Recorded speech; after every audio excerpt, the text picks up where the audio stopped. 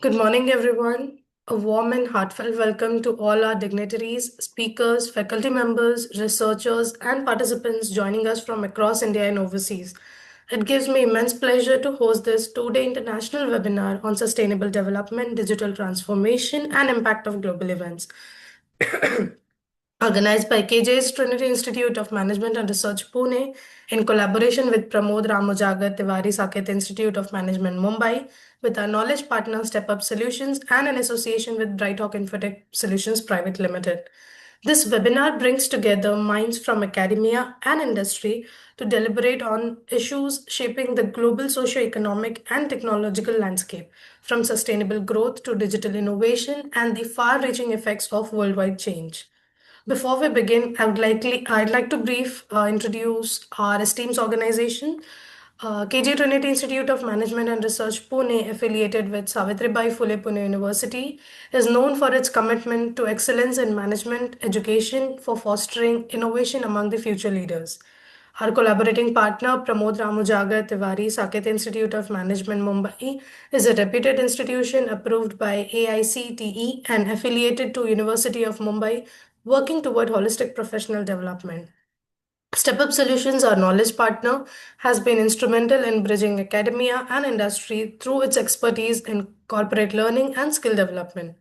And of course, our associate partner, BrightHawk InfoTech Solutions, an academic and digital solutions company, continue to empower educators and institutions globally through conferences, publications, and digital innovations. The theme of this international webinar, Sustainable Development, Digital Transformation, and the Impact of Global Events, could not be more relevant. In a rapidly changing world, sustainability and digitalization stands as two pillars of progress.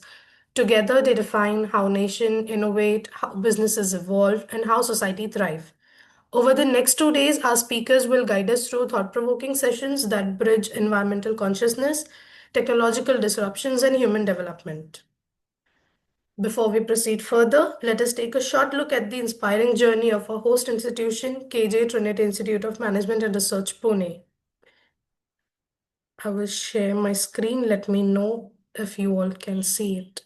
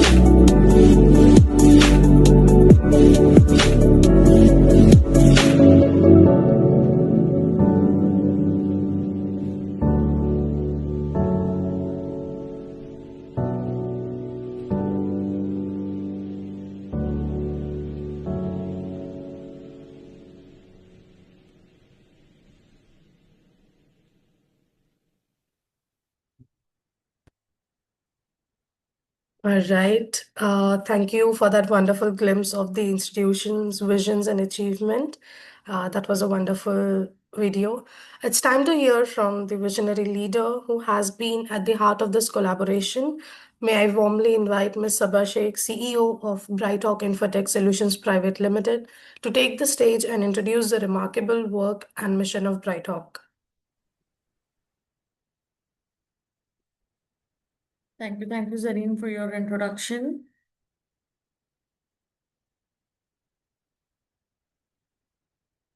Good morning, everyone. It's a great pleasure to welcome you all to this webinar. I am Sabah Sheikh, the CEO of BrightHawk InfoTech Solutions.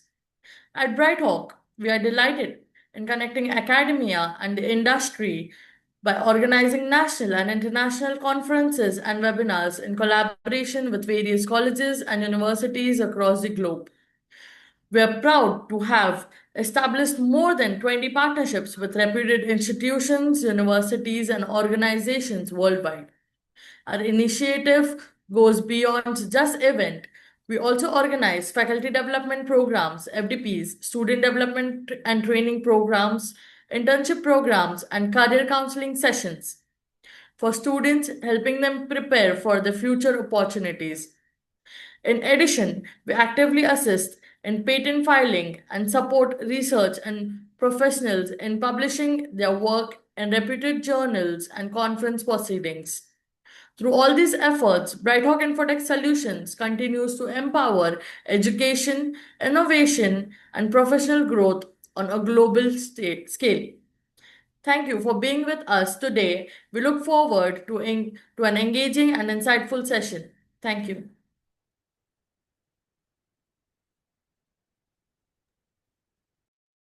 Thank you so much, Sabha ma'am. To begin our session formally, it is my honor to invite Professor Dr. Aftab Anwar, Principal of Choice College of Arts and Commerce, Pune, to deliver the welcome address. Dr. Anwar holds impressive qualifications, MCom, MBA, and PhD in Business Administration, and brings with him decades of experience in fields of commerce, management, and higher education. He currently serves as an academic council member at Savitribai Phule Pune University and is also the chairman of the Board of Studies in Marketing at the same university. Additionally, he is member of the Faculty of Commerce and Management SPPU. In his illustrious career, Dr. Anwar has served as the principal of Pune College of Arts, Science and Commerce, a premier institution accredited with A plus grade and 3.27 CGPA. He has also been the head of Postgraduate and Research Center and director of the Pune Institute of Management Sciences and Entrepreneurship. His excellence in academia has been recognized with several prestigious awards, including the Professor G.B. Kulkarni Award for the Best Teacher in Commerce from Savitribai Phule Pune University and the Rao Bahadur Talmaki Award for the Best PhD Thesis in Cooperative Management by the Indian Society for Studies in Cooperation. Adding to his remarkable achievements, Dr. Anwar is also a proud recipient of the National Youth Award conferred by the Ministry of Youth Affairs and Sport, Government of India, a true testament to his dedication towards the youth empowerment and nation building. With such a rich and inspiring background, we are truly privileged to have Dr. Anwar with us today. Please join me in warmly welcoming Professor Dr. Sheikh Aftab Anwar, a visionary educator, a mentor to many, and a beacon of excellence in the field of commerce and management. Welcome, sir. We are delighted to have you with us.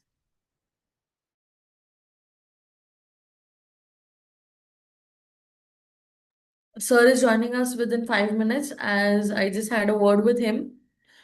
So he has some network issues. He is on his way. Okay, we'll just wait for 2 minutes.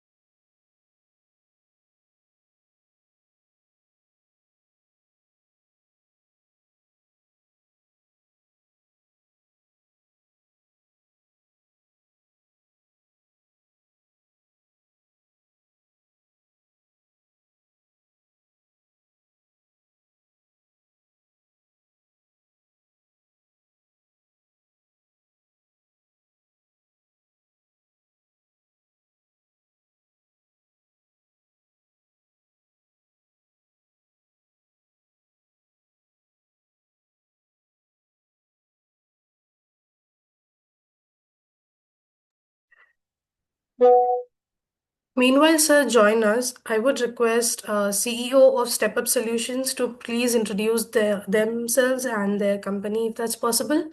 Can I have him on stage, please?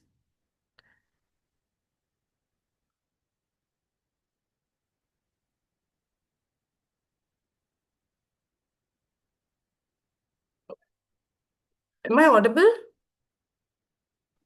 Yes, yes. All right. Can I please request the CEO of StepUp Solutions to introduce StepUp as well as themselves?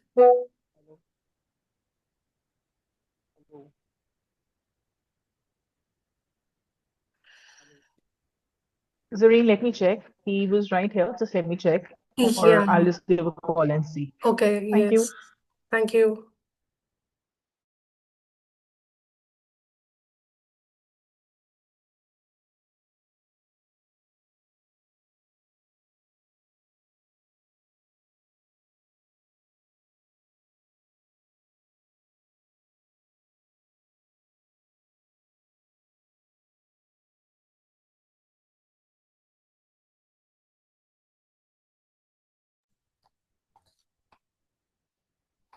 Hello. Hello, sir. Good morning. Hi, good morning, one and all. How are you? We are good. How are you, sir? Same. Okay, so very first, welcome to one and all for this wonderful international conference. Okay, this side Vishal from the StepUp Solution. Uh, Along with me, Siddhi Kashik is also here from corporate head. Okay, so basically, StepUp Solution is working into corporate training as well as college training. We are working since more than 1 year as a institute, and but overall, the experience of myself and my team, we have more than 100+ years of experience. We can call as it. Into colleges, we are basically providing all kind of trainings for the all the colleges from the C programming to Tableau.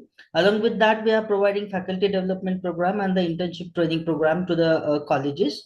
Currently, we are in connect with the all the campuses of the Siyangar College, Kondwa, NBN, RMD, then Sovenutai Chavan. Okay, and along with that, we are also a part of the Trinity All Colleges campus, and it's our great pleasure to work with the Trinity Management College, as well as we are working with the Ajinkya D.Y. Patil, then JSPM College Hadapsar, JSPM College Tatavade, as well as we are working from like all the colleges from the different organizations. Okay, those who are providing the training, internship, and placements. So now, best of luck to all the colleges, as well as all the competitors, those who are present in the paper presentation. And this is from my side. Please. Thank you so much, sir. Do we have Anwar sir on board? Yes, 2 minutes. He's joining. Okay. Meanwhile, any words from Trinity to the participants, if that's possible? Let's keep the audience engaging. Yeah, hi Zareen. I'm here. Dr. Prachi is here. Please. Yeah. So, good morning, everyone. Let me take this privilege to introduce TIMR, that is Trinity Institute of Management Studies and Research. being the organizer of this particular event. First foremost, I would like to thank BrightHawk Solutions and my co-partners, collaborators, Saket College, as well as StepUp Solutions for the same. And basically, Sabah and Zareen and the team, they have done an excellent work who have been continuously getting into the verge of completing this particular task and completing the planning of this task and getting it done. And today we are here all together for the accomplishment of this particular task. Yes. So talking about TIMR, it's like a management college where it started in 2008 and 8, right? So our first batch got out from 2008 and 10. So we have all the specializations, right? And we are affiliated to Pune University. Precisely to say about we are into lush green environment in the amidst of the mountain of Pune region, spread out of 140 acres of land and beautiful buildings and all, like. And we are blessed to have our own founder director, Mr. Kalyan Jadhav sir. And under his guidance and under his support, we are trying to take every day a new step towards the fulfillment and like towards fulfillment of his dream, which is helping to our progression as well as our surroundings progression. Talking about today's webinar, right? And of course, I should thank Harshada ma'am, Vibhauri ma'am, our managing directors, as well as our executive director, Lieutenant Colonel Samir Kalla sir. So they are there, my supporters who have been pushing me to do wonderful things daily, so that I shouldn't miss out taking their names. Secondly, about today's webinar, which stands to be on sustainability, and that's going to become and global transformation, right? So we are into that verge or understanding tomorrow is going to be a big thing for us, right? So we need to think about it today, right? So what we can do for tomorrow, if we start thinking it to do it today and actually plan it for tomorrow, so that like our future generations or future for us, not only for the generation, for us also, it is going to help us in making this environment in a very good hands, like that was the motive of this particular assessment.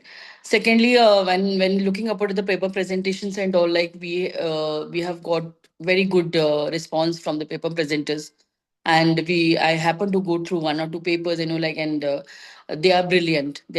So we will be really, these are peer reviewed journals, and we are looking for publications of it through the proceedings or journals as well. And also we will be looking for some Scopus and Springer kind of a publication also, where we think that we are not going to scan it, but because it will be blind review. So when it goes for the blind review, and if we feel that is compatible, we are surely going to push it to the next level of the publications, right? And I'll be speaking about this more tomorrow, right? So Sabah and Zareen have been good enough to give me another half an hour tomorrow. So I'll be talking about more about this particular area tomorrow. So over to you, Zareen, now, as of now. And all the best for the race and all the best for the paper presenters as well. Thank Thank you you so so much, much. ma'am. Thank you. Okay, bye-bye.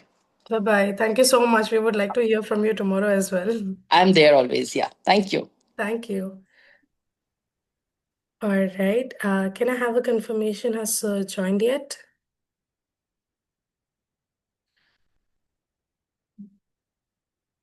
Uh, Sabha ma'am, can I have a confirmation? Has joined yet? Yep, he's just joining. Just give me 1 minute. Yeah.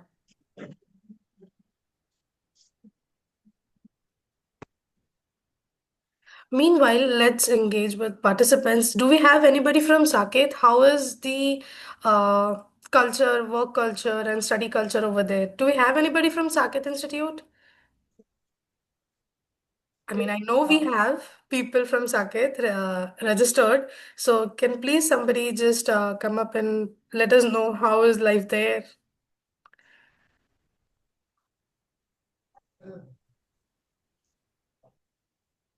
Okay.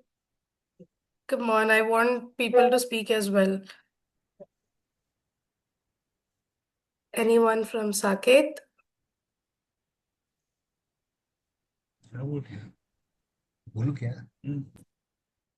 Yes, please do, Andan sir. Please बोलिए.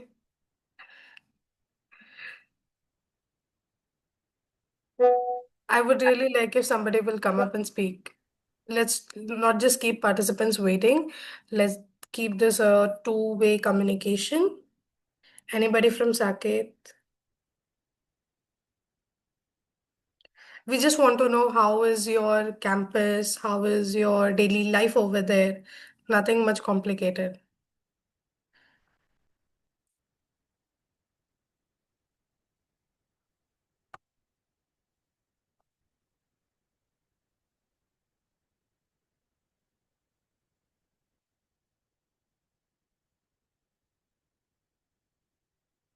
Okay, not just from Saket, from Trinity, from anybody has been joining from StepUp. Just let us know how is your daily routine at the work in the study culture, education culture.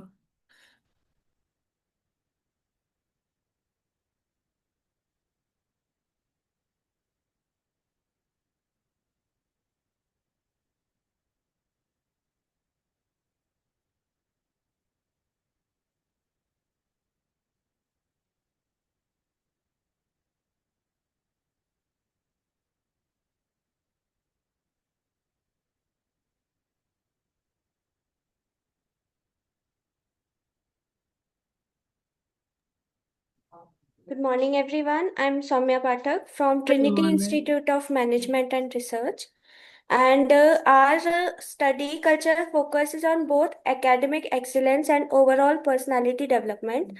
The faculty members are supported and always encourage us to think critically, participate in discussions, and apply concept through project and presentation, industrial visit, guest lectures, and workshops. Helps us to connect theory with real business practices. Thank you. Thank you so much, Soumya. That was great hearing from you. Anybody else? Okay. Do we have Anwar sir join now? I'm there. All right. Okay, so let's go through his introduction once again, or okay.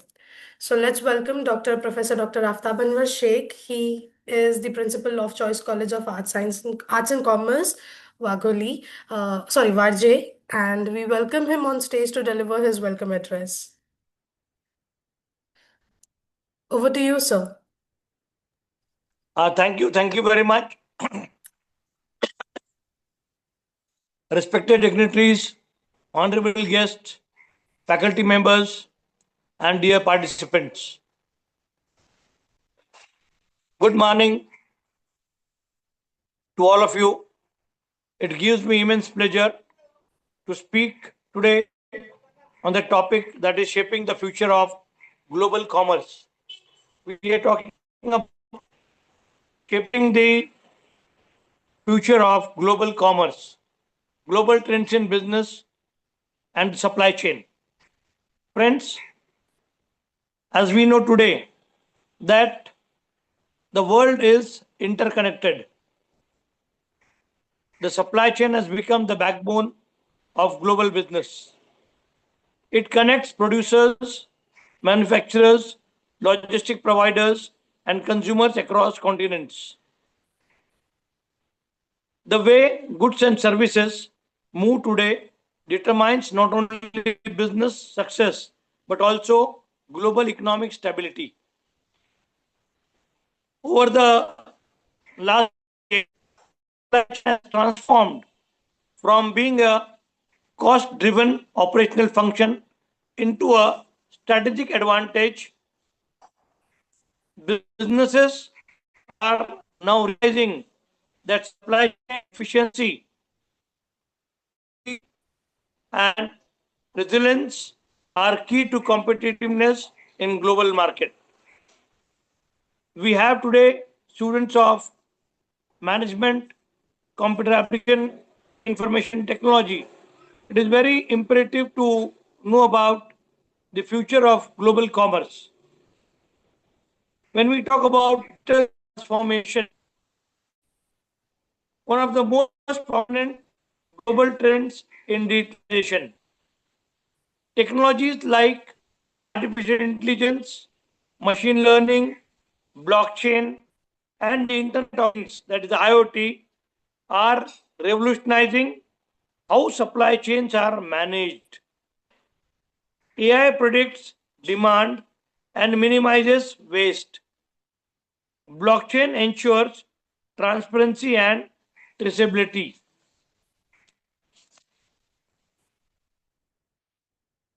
Internet of IoT provides real-time data on inventory, transportation, and delivery. Companies such as Amazon, Apple, and more have already set new benchmarks in supply chain efficiency through automation and data analytics. Second one is globalization and regionalization. While globalization expanded supply networks worldwide, recent disruptions like the COVID-19 pandemic and geopolitical conflicts have encouraged a move towards regionalization and nearshoring. Businesses are now focusing on building localized supply chains that are flexible, risk resistant, and capable of faster response to market changes. Sustainability and green supply chain. It is very important to know about sustainability and green supply chain. The 21st century supply chain is not just about profit, it's about planet and people too. The 21st century sustainability has emerged as a defining trend. Companies are adopting green logistics, renewable energy, eco-friendly packaging, and ethical sourcing to reduce their carbon footprint and comply with global environmental standards. Sustainable practices not only socially responsible but also enhance brand reputation and consumer trust.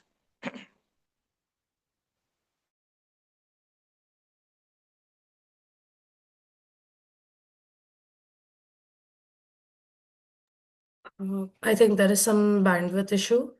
Let's just give him a minute.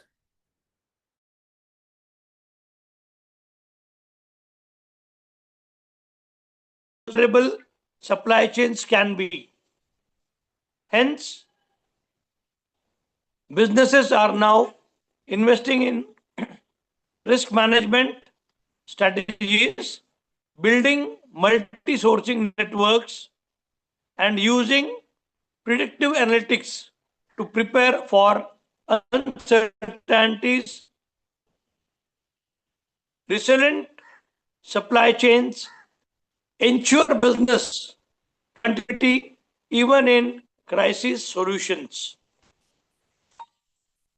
Next is e-commerce and customers' expectation. There are a lot of expectations from the customer. The rise of e-commerce has redefined logistic and distribution. Consumers expect fast, flexible, and transparent delivery services. To meet this demand, companies are integrating last mile delivery, innovations, with robotics, and real time tracking systems. Customer experience has become a key performance indicator for supply chain successes. Next is collaboration and strategic partnerships. बाद में.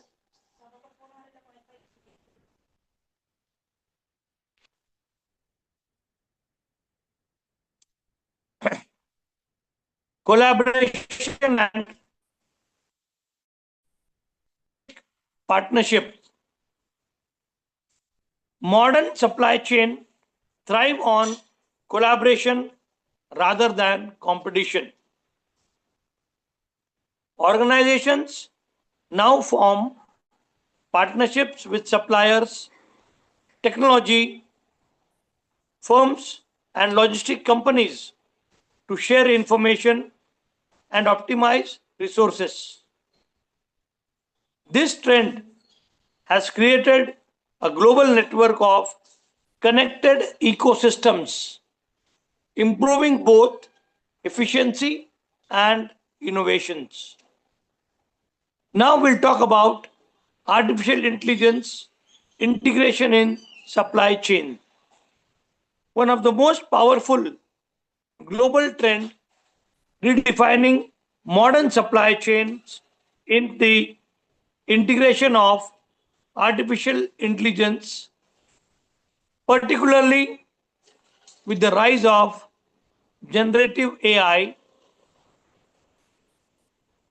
Generative artificial intelligence is now becoming an indispensable part of logistics and operations management, helping professionals make data-driven decisions based on real-time insights. According to a recent report,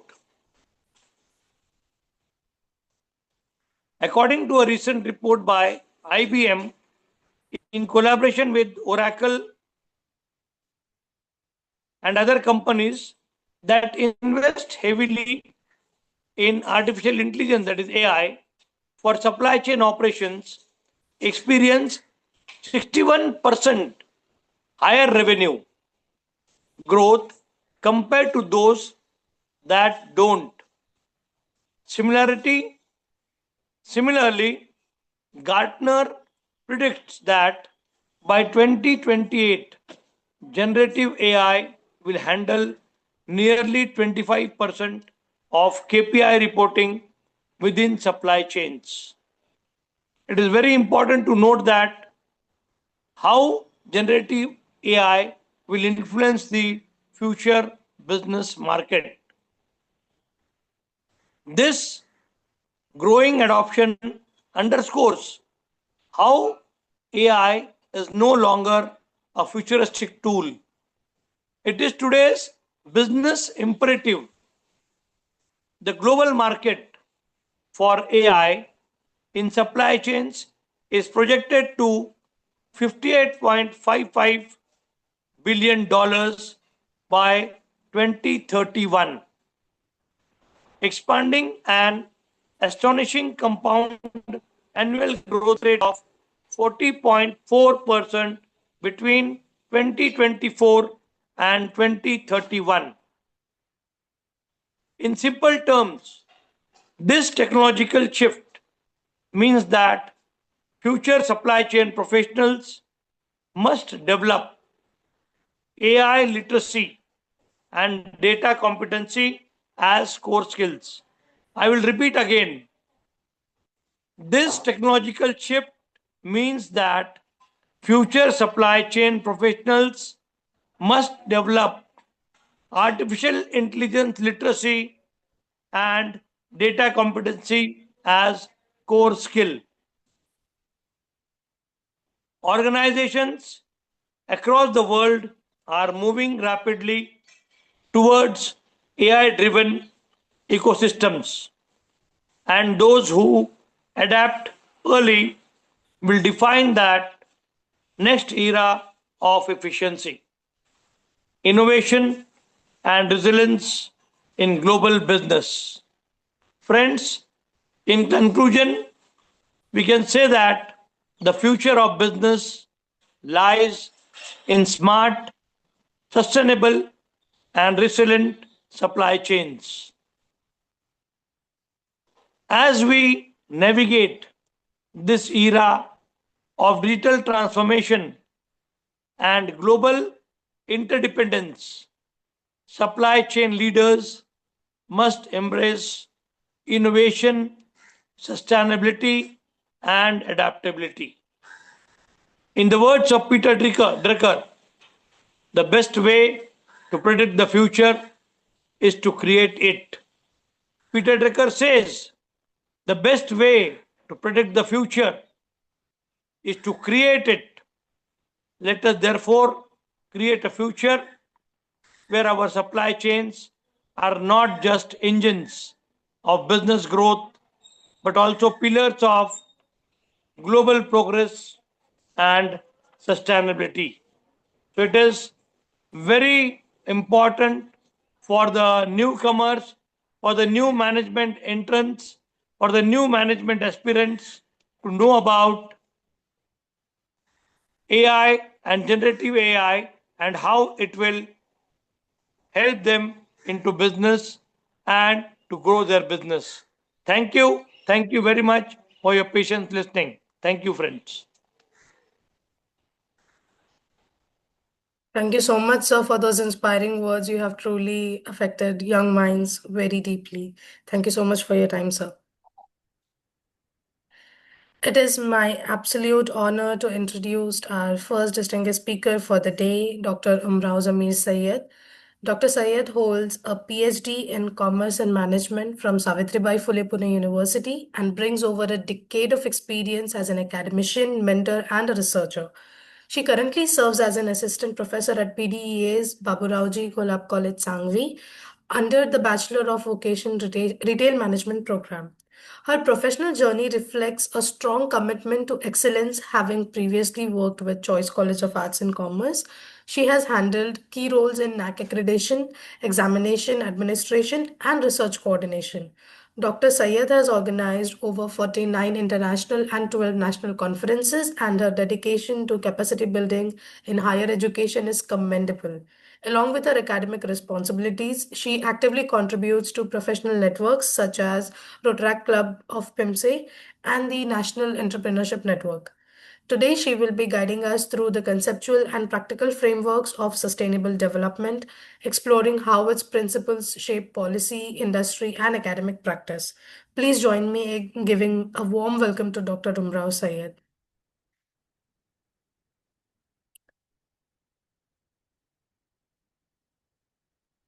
Dr. Sayyad, are you there? She was having an issue in joining the session. Let me just check. Give me a minute.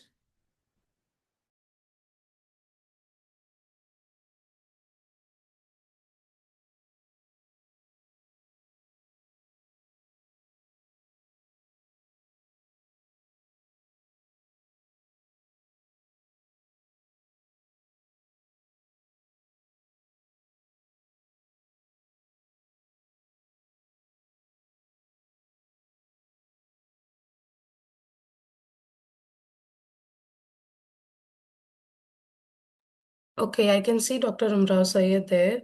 Uh, can you hear me, ma'am?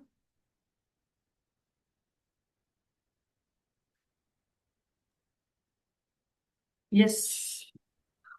All right. I just gave your introduction. Yes. Just 2 minutes. We are just putting the PPT and everything. Just No issues.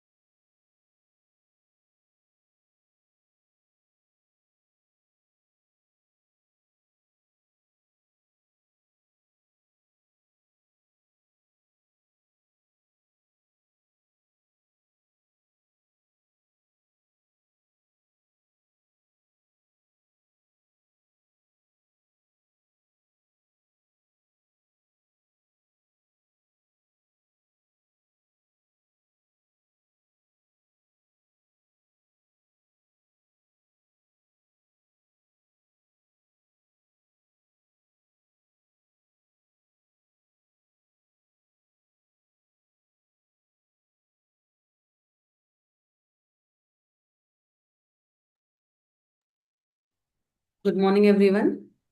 Good Myself, morning. Dr. Umrao Sayyad. I will be giving a presentation on sustainable development. So we'll share the screen now and we'll start the presentation.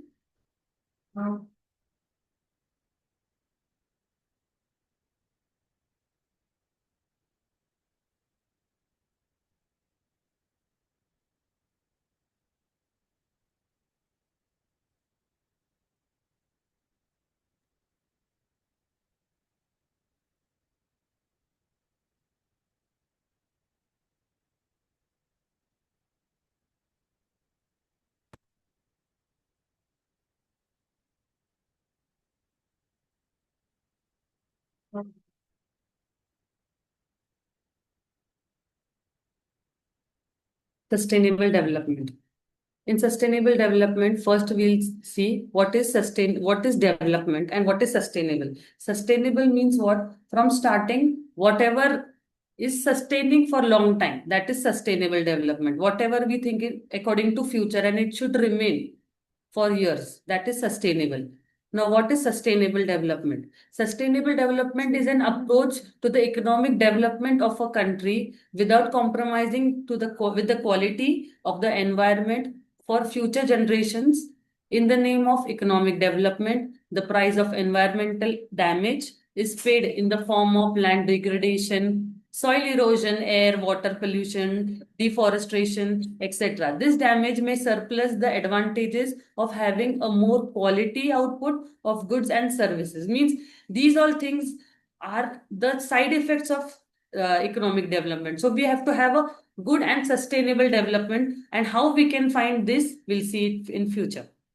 Okay, sustainable development can be facilitated through 5 guidelines, principles, that is living within environmental limits, ensuring a strong, healthy and such society, achieving a sustainable economy, promoting good governance and utilizing information, communication technology as a social responsibility. See, we live in a society where we alone cannot do anything.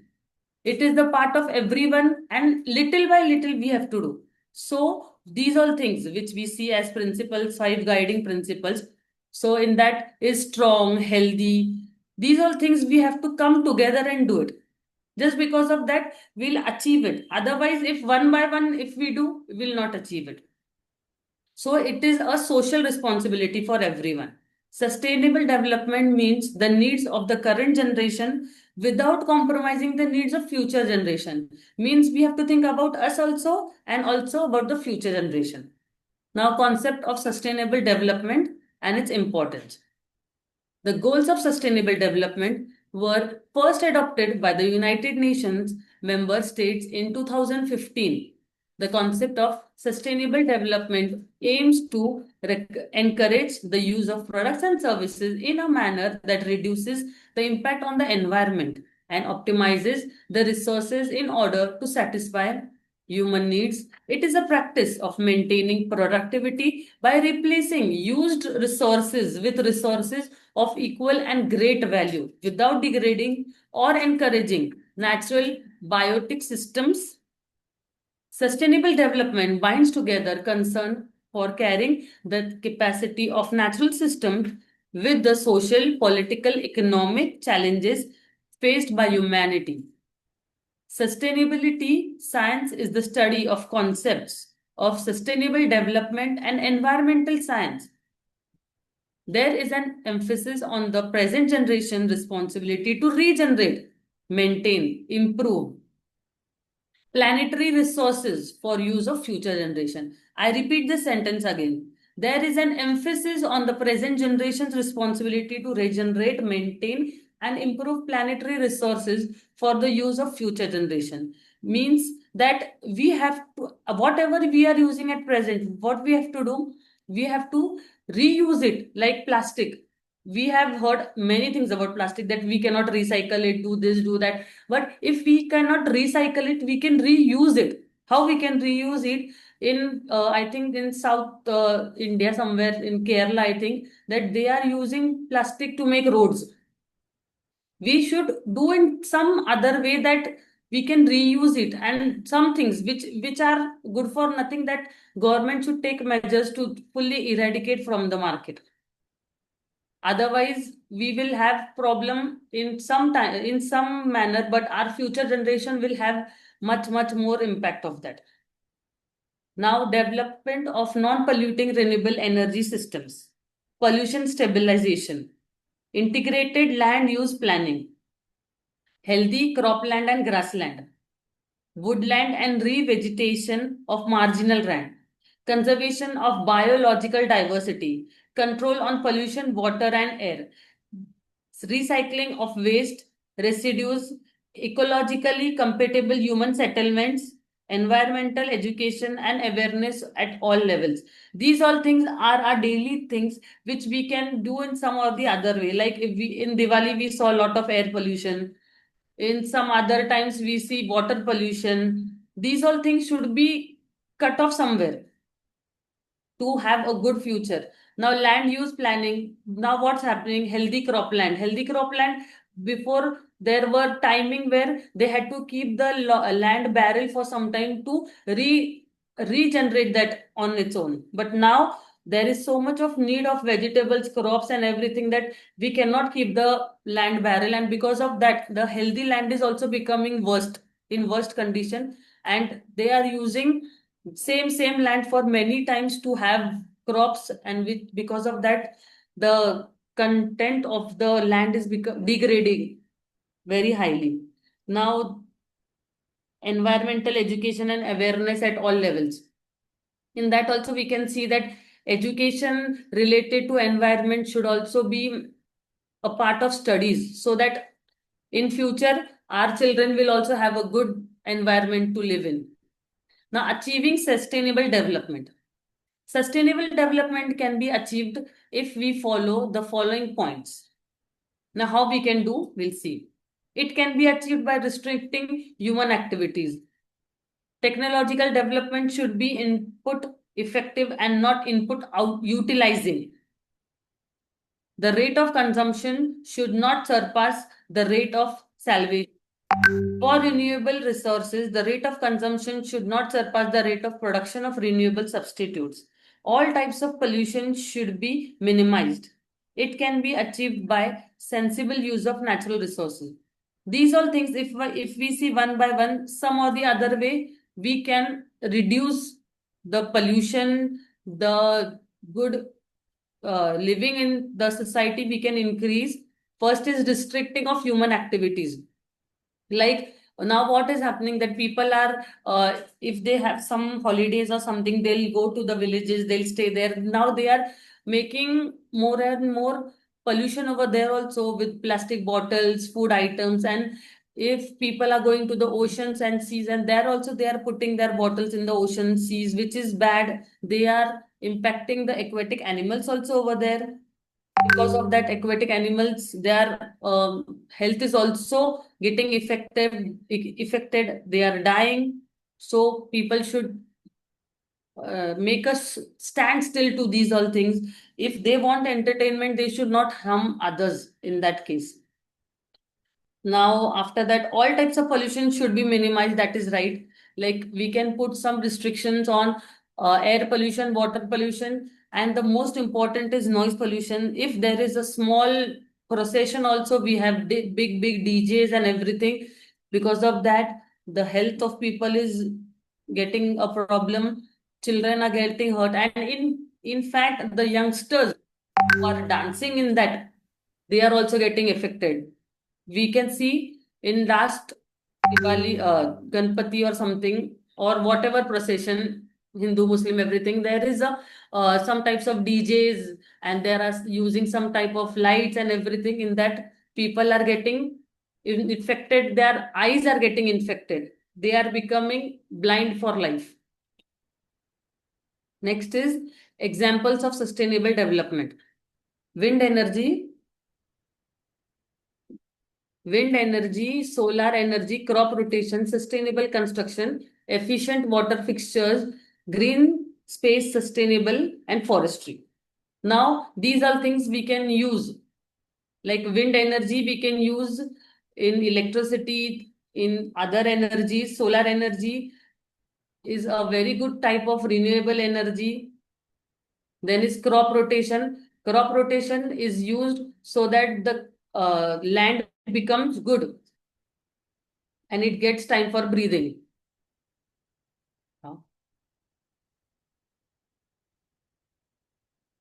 Efficient water fixtures.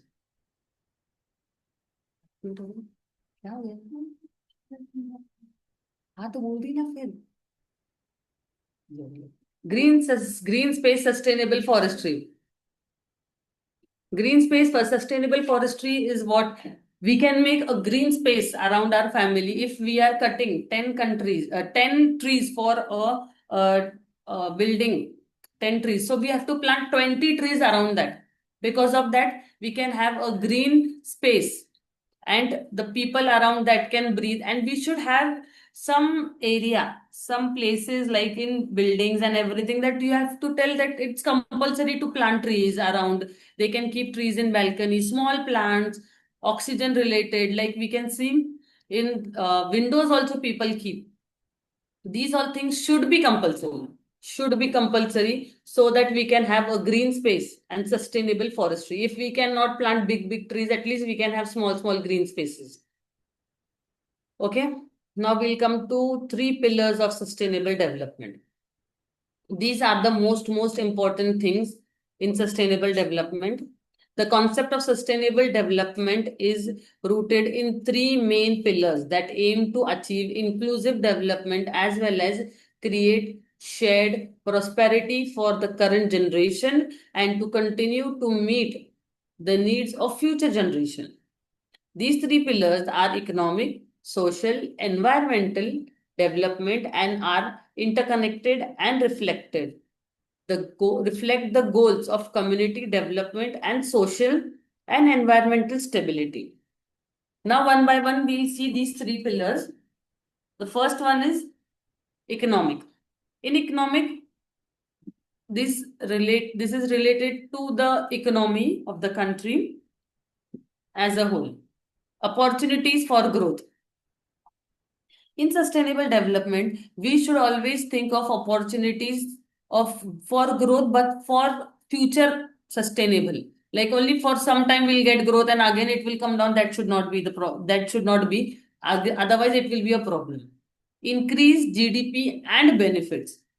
Both go hand in hand. The GDP that is of the country should increase, plus it should benefit to the society also.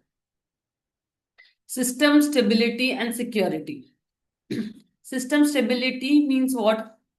Whatever system you are putting, it should be stable. Today you are putting, tomorrow otherwise it will come down. These all things should not happen. One by one, everything should come up and people should not face problem. It should be safe, stable, plus security wise.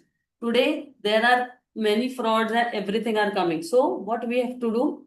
We have to keep it stable.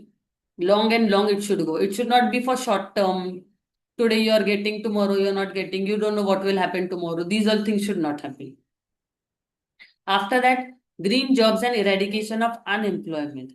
Green jobs. Green jobs means what? That green jobs means that whatever jobs you are getting, it should be positive. Today you are getting, tomorrow otherwise you are fired. These all things should not happen. And eradication of unemployment. If there is a lot of unemployment, more and more robberies, unethical things happen. So if people are employed, they are satisfied, they have lots of money around them, and as we know, there is a high inflation rate, so employment is very important and educated people should be employed with their valuable salary. Prevention of practices which misuse resources. Prevention of practices which misuse resources means that whatever practices we are doing, that should be proper and it should not be misused. Like we are using, otherwise things are getting wasted. These all things should not happen. We should optimally use the resources. Nothing should go on waste. Regulation of over exploitation and harmful externalities means whatever we are doing, we should not, the environment should not get exploited, and we should not harm the external people. Like as I told, that we go for entertainment, for undersea walks, we go for diving in seas, oceans, but we should not harm the aquatic animals in that case, because that is their area and we are disturbing that. If we are putting water bottles, if we are putting some tissues, some plastic in the water, and if that water gets contaminated, and if it can go in their stomachs also, so we should not harm them. This is economic. Now we go to social. Participation and inclusion of everyone. Now participation and inclusion of everyone means what? If there is a society, everyone should participate happily, and we should think about others also. What is their right? Each one can come together and speak. So they should participate properly. Eradication of poverty and exclusion. Poverty should be eradicated so that there can be a uniformity in people. Education right should be given to everyone. Basic wage rate should be fixed, and people should not get exploited in working. The wage rate should not be different for different people. These all things can help you to eradicate poverty. Food security. Food security is very, very important, and basically in children and senior citizen, because their health can be affected seriously due to this if there is no proper food security. Sometimes there should be a proper license for some food products, due to which they can get a proper food. Equitable distribution of resources. Now, the resources which everyone is getting, that is fixed for everyone. So there should not be you are someone, so you will get more resources. Other will not get, they have to pay, you don't have to pay. Resources are for everyone and it should not be discriminated. Better life chances and opportunities. Opportunities and chances should be equal for everyone. No one should get any less or more. Protection for the exploitative should be protected. Now the last is environment. Now third principle or pillar which we are seeing in sustainable development is environment. Protection of ecosystems and biosphere. Ecosystem and biosphere is like there is an ecosystem of some carnivorous and some herbivorous animals. Like uh, uh, tiger eats deer, deer eats leaves, trees, these all things. So if there are no trees, then deer will die. What will happen in that case? You should have a balanced things. This is a very small ecosystem, I can say. There are very, very big ecosystem where 3 4 animals are involved. Some are carnivorous, some are herbivorous, omnivorous. So if among them, in case one is also getting infected, if one majority is getting decreased, the others will also decrease because they are dependent on that animal. So that should not happen. Increase quality of air, water, and land, that we are already doing, that we should, in all these types of pollution should be stopped. The government should take measures in doing this. And if government is doing something, we should also participate as a social responsibility for people. Like air pollution, we should not put uh, air conditions. Land should be used in best way. Water pollution is done in many rivers and these all things, that should not be a problem. So as a social responsibility, little things we can also do. Better management of waste and pollution. Better management of waste. Pollution we have already seen. Now waste, how we can manage? Waste we can manage by increasing the waste and dividing the waste in wet waste and dry waste. Now what we do of this? We can see that wet waste, whatever we use, that we can use as fertilizers for our plants. So we can store that and we can use it in future. And the dry waste that we can collect it in somewhere and we can do something proper for that. That is better management of waste. Now pollution I have already done. We have done 4 types of pollution: soil pollution, air pollution, water pollution. Now the fourth is respect and protection for all species, flora, fauna, and marine species. Now flora, fauna like plants, trees, these should not be infected. And if in case we are cutting down these things, some are rare, which are rarely found. So there is a restriction on these things. So we should not do that. We should properly check, and government has also put some restriction on some trees that are degrading these days. So what we can do in that case, instead of cutting those trees, we can use it somewhere else. And animals, we should not infect the animals. Now the villages and these all things are becoming so vast that we are going into jungles for staying, and we are going in some others environment. There we can see there are leopards and everything coming towards our houses. Then what we do in that case, people hit them, people do all the bad things to them. That should not happen. We should not come in their way, so they will not come in our way, because that is their area. They are protecting their area. So what we can do, we should have our own space and they should have their own space. And marine species, I've already told, we should not come and disturb the marine species. Like we are going for undersea walk, we are going for this all the types of water sports and these all things. We should not infect the marine species. And in case if you are going for entertainment, don't throw the waste over there. Last is protection of marine resources. What all resources we get from underground, like the pearls or some other shells and these all things, we should preserve it, because at the end sometime it will get over and that time we will not have anything for our future. Sustainable Development Goals.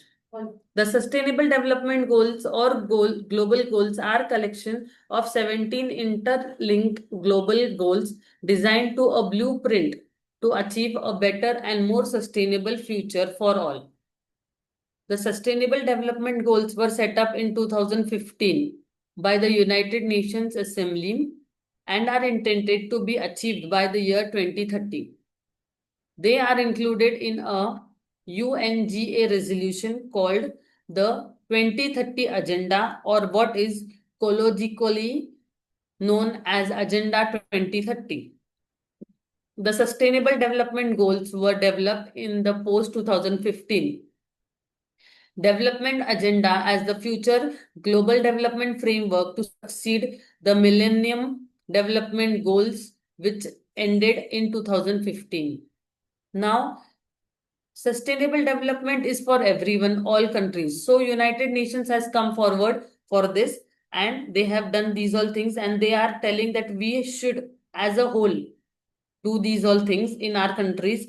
So the 17 sustainable development goals given by the United Nations are: no poverty, zero hunger, good health and well-being, quality education, gender equality, clean water and sanitization, affordable and clean energy, decent work and economic growth, industry, innovation and infrastructure, reduction in inequality, sustainable cities and communities, responsible consumption and production, climate action, life below water, life on land, peace, justice, and strong institutions, partnerships for the goals.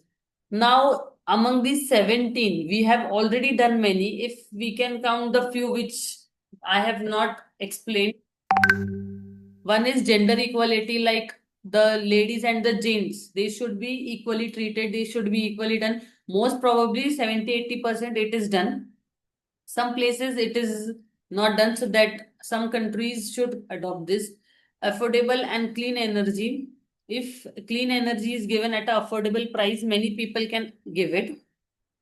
Then industry, decent work and economic growth. Decent work and economic growth also is proper and people can do it in a good way. Industry, innovation and infrastructure. Now, after the industrial revolution, many industries have come up. So more and more industries should be planted. Because of that, employment will also increase, and a proper research and development process should be done. In that, innovation should be carried out so that we can reduce the time of doing some work. And infrastructure in such a way that people can easily travel, they can have good people around them, the time can save, and these all things. Reduce inequality. Now, reduce inequality means the same. There should not be casteism, there should not be racism, there should not be gender inequality, these all things. Sustainable cities and communities. Cities should be built that there should be sustainable, like future things. Responsible consumption and production. Responsible consumption and production, like the production which you are doing, it should not be more than the capacity. In that case, the quality will come down and the customers will get hampered by that. And consumption, in case the consumption is 90%, that 10% should not be wasted. It should not be a problem. Then climate action, we can see that because of pollution, because of air pollution, these all things, we can see the climate is changing. We are having more heat waves. Suddenly we have a storm coming. These all things are happening. These all things are just happening because of this climate conditions are happening because of pollution, air pollution, sound pollution, whatever pollution is the reason for that. Life below water. Now we have already 2-3 times explained life below water. Life on land also I have explained. After that, we'll see justice, peace, and strong institution. Now, peace is very important.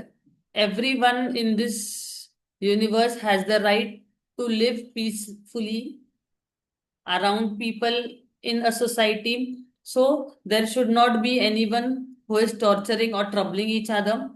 Justice, in case if anyone is in problem, they should have a proper justice, and there should be strong institutions. In case there is a problem, there should be strong institutions who can look after them.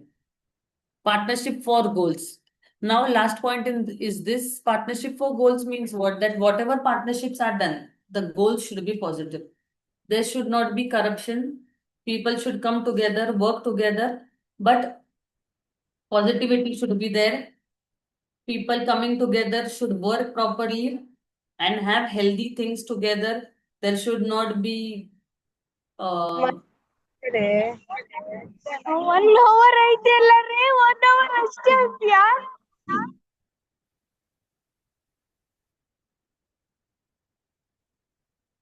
next.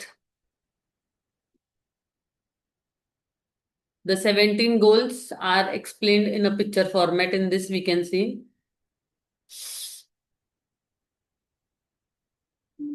Next. No poverty. End poverty in all its forms, everywhere. Achieving SDG 1 would end extreme poverty globally by 2030. Hopefully, this will happen. The goal has 7 targets and 13 indicators to measure progress. The 5 outcome targets are eradication of extreme poverty, reduction of all poverty by half, implementation of social protection system, ensuring equal rights to ownership, basic services, technology and economic resources, and building of resilience to environmental, economic, and social disasters. The 2 targets relating to means of achieving SDG 1 are mobilization of resources to end poverty and the establishment of poverty eradication policy framework at all levels. How we can eradicate poverty, how we can remove poverty, and if we remove poverty, then everyone, all the small and big, will get equal rights, ownership, and basic things, services. Because of that, there will not be any discrimination. Zero hunger, that means no hunger. SDG is to end hunger, achieve food security and improve nutrition and promote sustainable agriculture. SDG 2 has 8 targets and 14 indicators to measure progress. The 5 outcome targets are ending hunger and improving access to food, ending all forms of malnutrition, agricultural productivity, sustainable food production system and resilient agricultural practices, and genetics diversity of seeds, cultivated plants and farmed and domesticated animals, investment, research and technology. The 3 means of achieving targets include addressing trade restrictions and distortion in world agricultural market and food commodity market and their derivatives. The most important thing is zero hunger.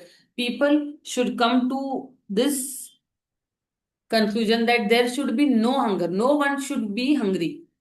And the indicators are giving that malnutrition, like the child which are born, if they don't get proper nutrition, they are prone to many diseases. Because of that, they become disabled, and these are things, so that should not happen.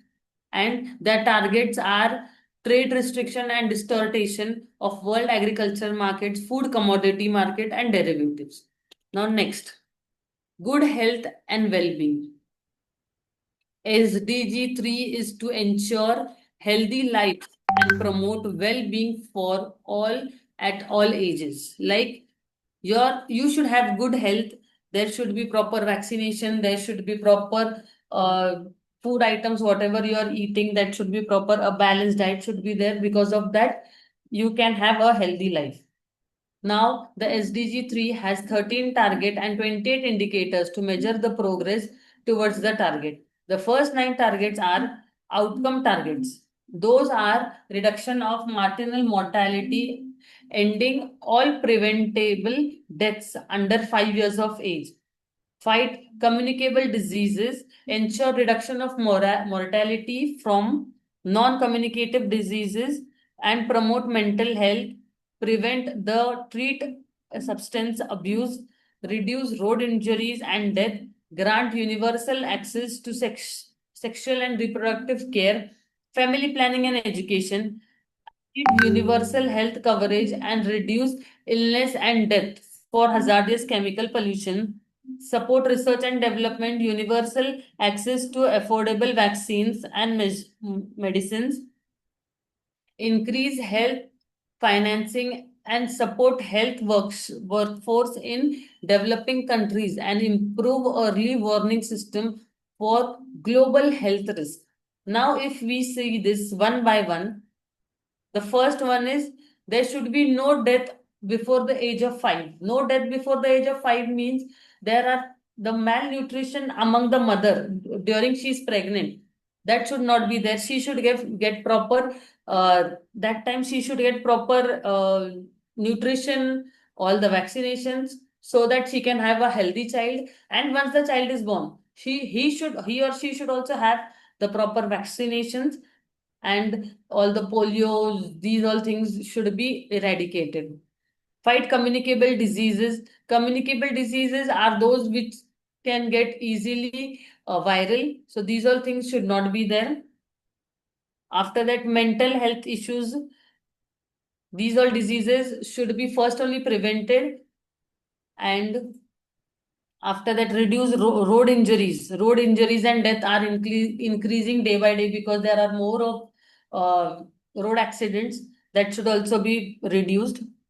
After that is family planning and education should be given, so that there should not be many children among them, and because if there are the number of children are increasing, their health can also be infected. After that, achieve universal health coverage and reduce illness and death from hazardous chemicals, pollutions. Now we have seen a big example of this of Bhopal gas tragedy, in that the chemical which was eliminated at the night, because of that chemical many people died. These all things should be proper. It should not be in the area where many people are living that can be infected. Then universal access for affordable vaccines. Now, for affordable vaccines, this we have a good example in India of polio, that because of this polio drops and everything which are freely available in India, we have almost eradicated polio in many children. Now we can hardly find any single person with polio. Increasing health financing and support health workforce in developing countries and improve earning warning system for global health risk. Now, quality education. SDG 4 is to ensure inclusive and equitable quality education and promote lifelong learning opportunities for all. SDG 4 has 10 targets which are measured by 11 indicators. The 7 outcome-oriented targets are free primary and secondary education access to quality primary education, affordable technical, vocational and higher education, increased number of people with relevant skills for financial success, elimination of all discrimination in education, universal literacy and numeracy, and education for new sustainable development and global citizenship. The three means of achieving targets are build and upgrade inclusive and safe schools, expand higher education scholarships for developing countries, and increase the supply of qualified teachers in developing countries.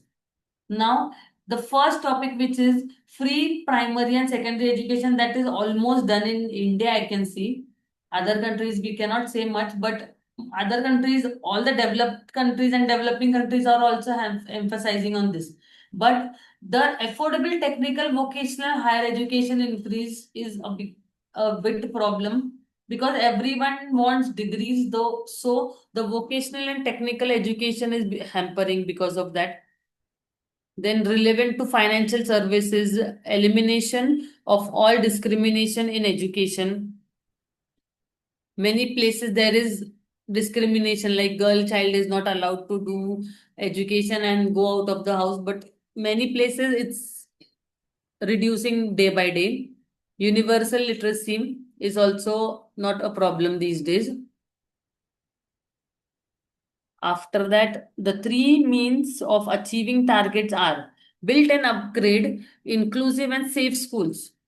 Now, safe schools, the first and most important, the incident that comes to our mind is, I think, of Jaipur, that girl who jumped from, I think, third or fourth floor, whatever it is, I don't know exactly, the only child to her parents, and she died on the spot.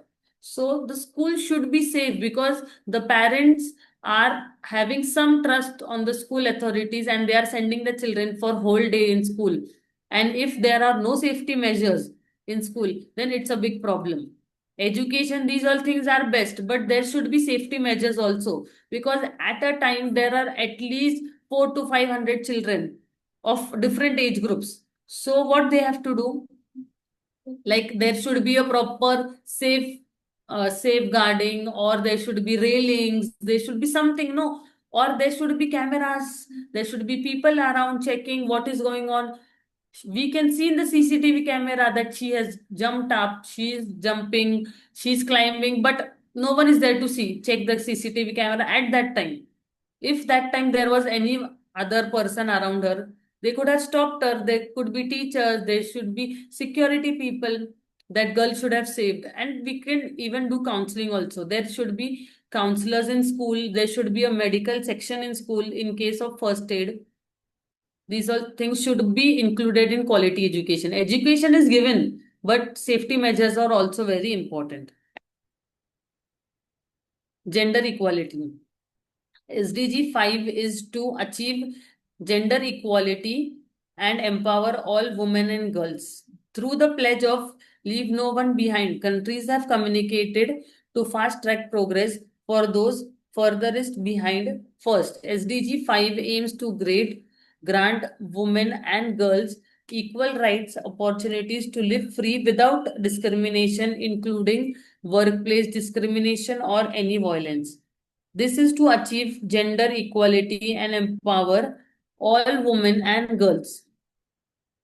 In 2020, representation of by women in single or lower houses of national parliament reached 25%, by slightly from 22% in 2015. Women now have better access to decision-making process at local level, holding 36% of elected seats in local deliberative bodies based on data from 133 countries and areas.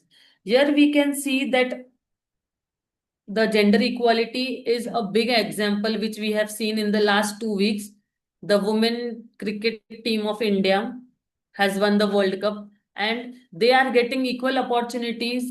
The before some time we can see only the gents, only the boys are going forward. The ladies are not getting those all things. But this time we could see that they were given opportunities, they were given proper things, and even they could do what the men's could do. Why? Because they saw the support around people.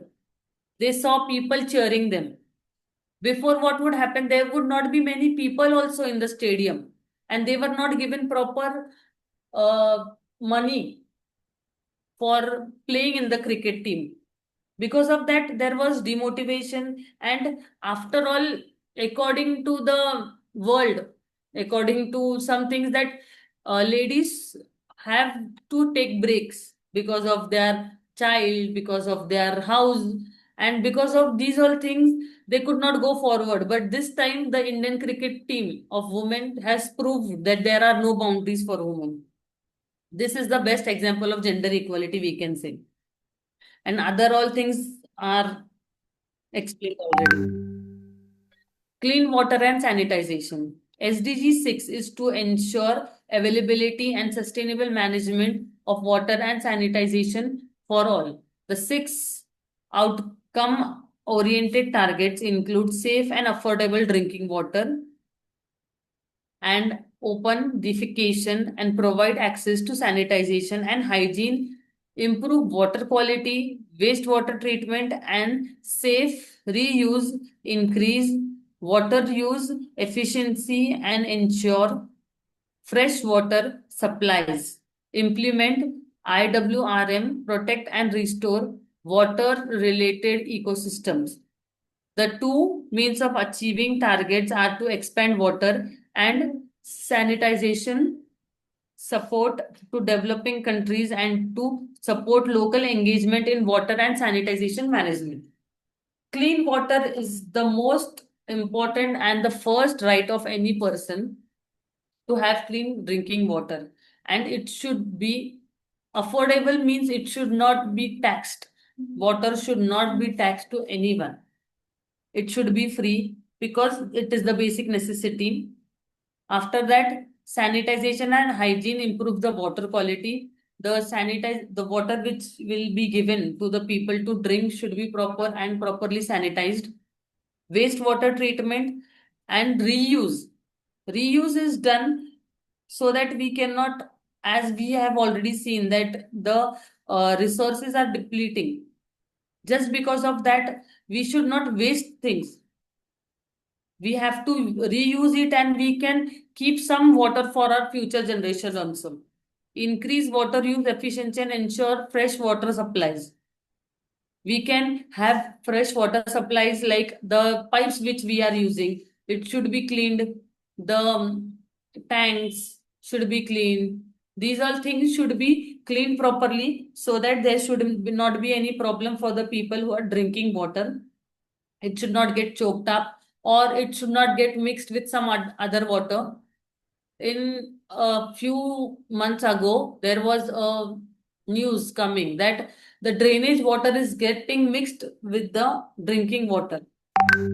Because of that, people were getting infected. People had found out it very easily because of smell and everything. But still, we are wasting the resources. The drinking water can get fully infected because of that. And if in case anyone drinks that water, they can get a serious problem. So sanitization is very important. Affordable and clean energy. SDG 7 is to ensure access to affordable, reliable, sustainable, and modern energy for all. The goal for 5 targets to be achieved by 2030. Progress towards the target is measured by 6 indicators. 3 out of the 5 indicators are outcome targets: universal access to modern energy, increase global percentage of renewable energy, double the improvement in energy efficiency.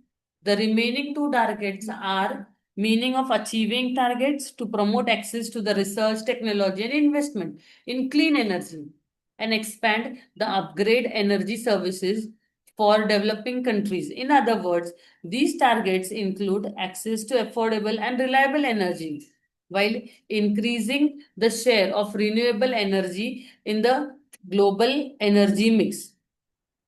This would involve improving energy efficiency and enhancing international cooperation to facilitate more open access to clean energy technology and more investment in clean energy infrastructure. Plans call for particular attention to infrastructure support for the least developed countries, small islands, and landlocked developing countries. Here we can see the targets are: first is renewable energy. Renewable energy means what? The wind energy, the solar energy. These all things should be used more and more frequently so that the other energy are not pressurized and these things can be used again and again. After that, improvement in the energy efficiency. These are things we have already done. After that, research and technology. We should promote the research so that the technology can be implemented and we can increase these all things. Expand and upgrade energy services. Energy services should be expanded and upgraded, due to which we can easily increase everything and we can use it in an affordable price. Share the renewable energy in the global energy mix. Like everyone should use the same. Now, after that, we can see it would help in improving energy efficiency and enhancing international cooperation and facilitate more access to the clean energy. If we use these type of energy, we will have a clean energy. If we use like wind energy, solar energy, these all things. And we can have small islands and land rock developing also countries can come forward and use it. Decent work and economic energy. The 8th point. SDG 8 is to promote sustained, inclusive, and sustainable economic growth, full and productive employment, and decent work for all. SDG 8 has 12 targets in total to be achieved by 2030. Some targets are for 2030, others are for 2020. The first 10 are outcome targets. These are sustainable economic growth, diversify, innovate, and upgrade for economic productivity, promote policies to support job creation and growing enterprises, improve resource efficiency in consumption and production, full employment, and decent work with equal pay, promote youth employment, education and training, modern slavery, trafficking of child labor, protect labor rights, and promote safe working environments, promote beneficial and sustainable tourism, universal access to banking, insurance, and financial services, In addition, there are also two targets for means of achieving, which are increase aid for trade support, develop a global youth employment strategy. Now, if we see one by one the economic growth, how we can do, the first one in this is promote policies for job creation. As I have already told that many educated youths are at present making tea, making vada pav on streets. Because of this, what is happening? The education system is also getting hampered. People are questioning that what we will do after educating ourselves. If we are putting so much of money and so much of efforts, then what is the use? The youth should be getting a proper job according to their qualifications, and it should be with a decent salary, not more, not less, but it should be decent according to the inflation rate. After that, we can see promote policies for job creation and growing enterprises, improve resource efficiency in consumption and production, that we have already done. Full employment and decent work with equal pay, which is happening in most of the places, like girls and ladies and gents are getting equal paid according to their qualification and experience. Promote youth employment, education and training. The youth employment, education and training is also done in many places. End of modern slavery. Modern slavery means bonds. Work bonds are actually very old concepts. There is no one who is doing these all things, but still, there are still many companies, we can, big companies, I'll not take the names, but big companies, they are telling that we will pay you so much, but sign a 2-year bond that you cannot leave this company. This is slavery. Trafficking and child labor. Trafficking and child labor, actually, if we see outsidely, there is very less, but there are places where child labor is used and they are paying that child very less and getting him done work more and more according to his capacity. Because of which education is hampering. That child is not going for education, he is getting money and he is also thinking of short term and being illiterate. Protect labor cost and labor rights and promote safe working environments. Labor rights are very important. The basic payment, wages and salaries given to a labor, a salaried person, should be according to their labor laws. And for office places, there should be proper toilets.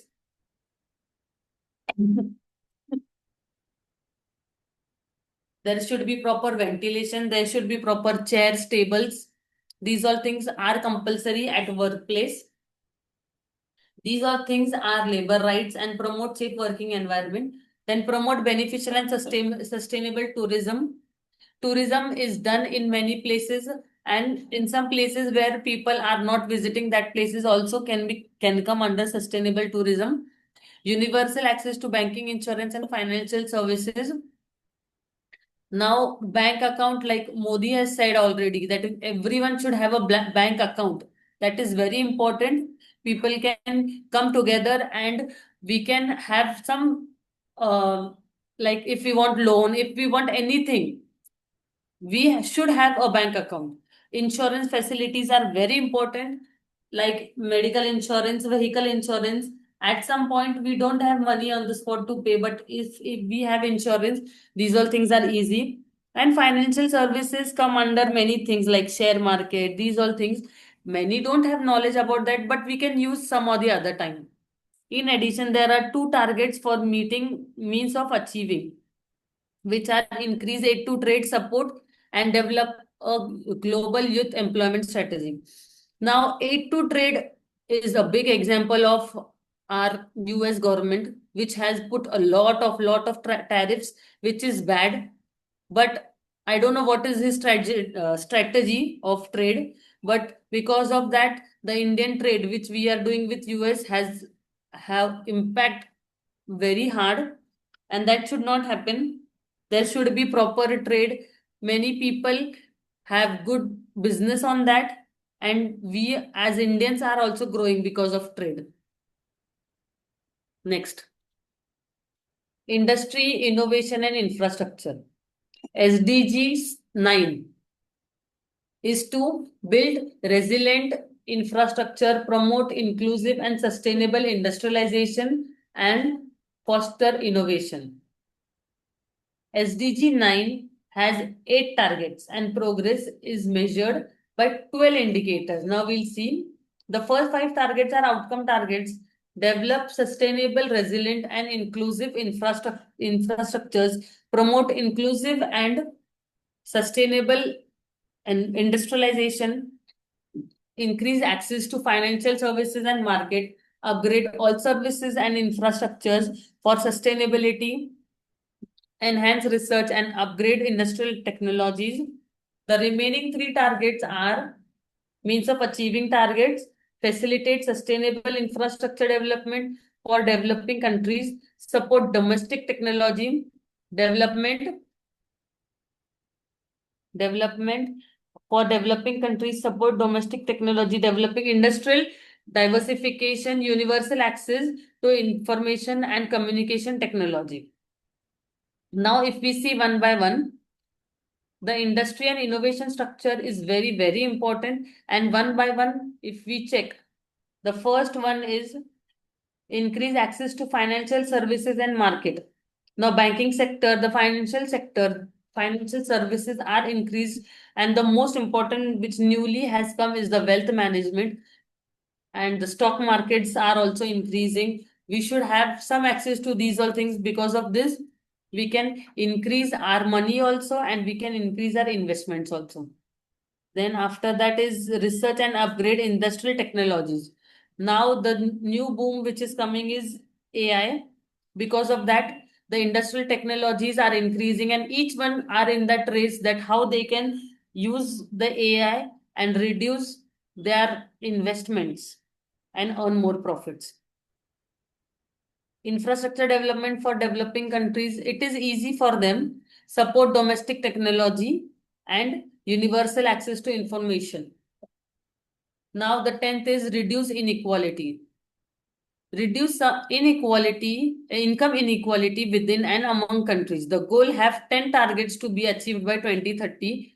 Progress towards targets will be measured by indicators. The first 7 indicators are outcome targets. Reduce income inequalities, promote universal social, economic, and political inclusion, ensure equal opportunities, and end discrimination, adopt fiscal and social policies that promotes equality, improved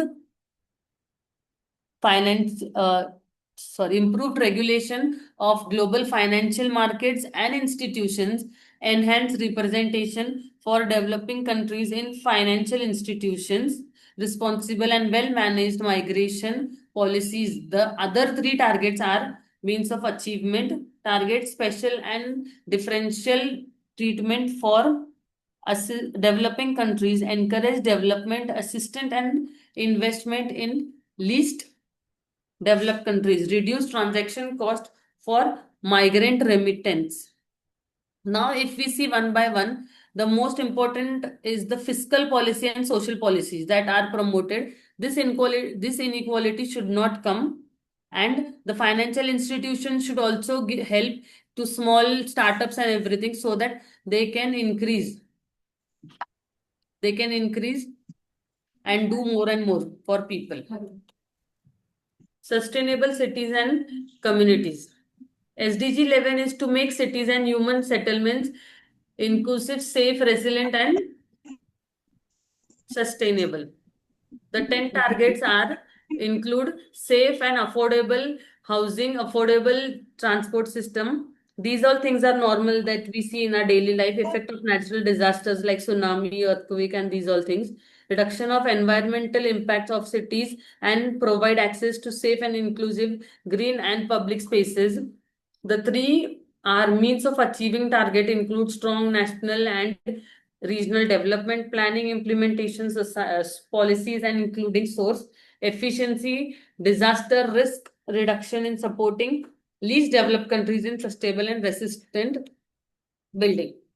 Now, 12th is responsible consumption and production. Ensure responsible consumption and production pattern.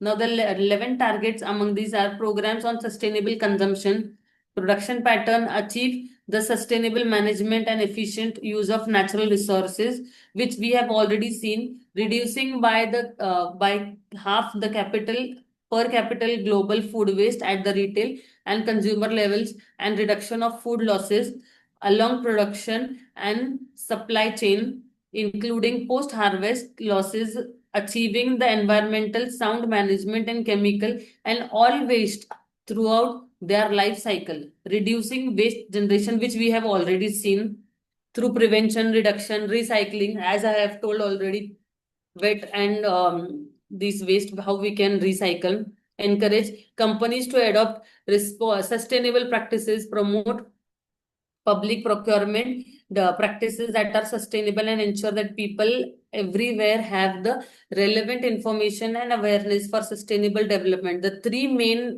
means of achievement targets are supporting developing countries to strengthen their scientific and technological capacity, development and implementation tools to monitor sustainable development impacts and remove market distortions like fossil fuels, subsidies, and encourage wasteful consumption. If we see more, 3 slides are there, and each thing we have already explained, like climate related, these all things, climate action, life underwater, one by one I have explained. And if we can go through climate change, the first one is all the pollution and these all things. In that, UN has come forward and we have seen what United Nations has given us. And life underwater, I already explained that the fishes, the snakes, and these all things are getting infected by the bottles, by the waste things or the plastic which we are throwing. That should not be done. After that, life on land, like the same land which we are using 2-3 times for getting the crops, which is also not good. And we should not put more and more fertilizers and pesticides to the ground, to the soil also. Because of that, it's becoming barren. Now the last is peace, justice, and strong institutions.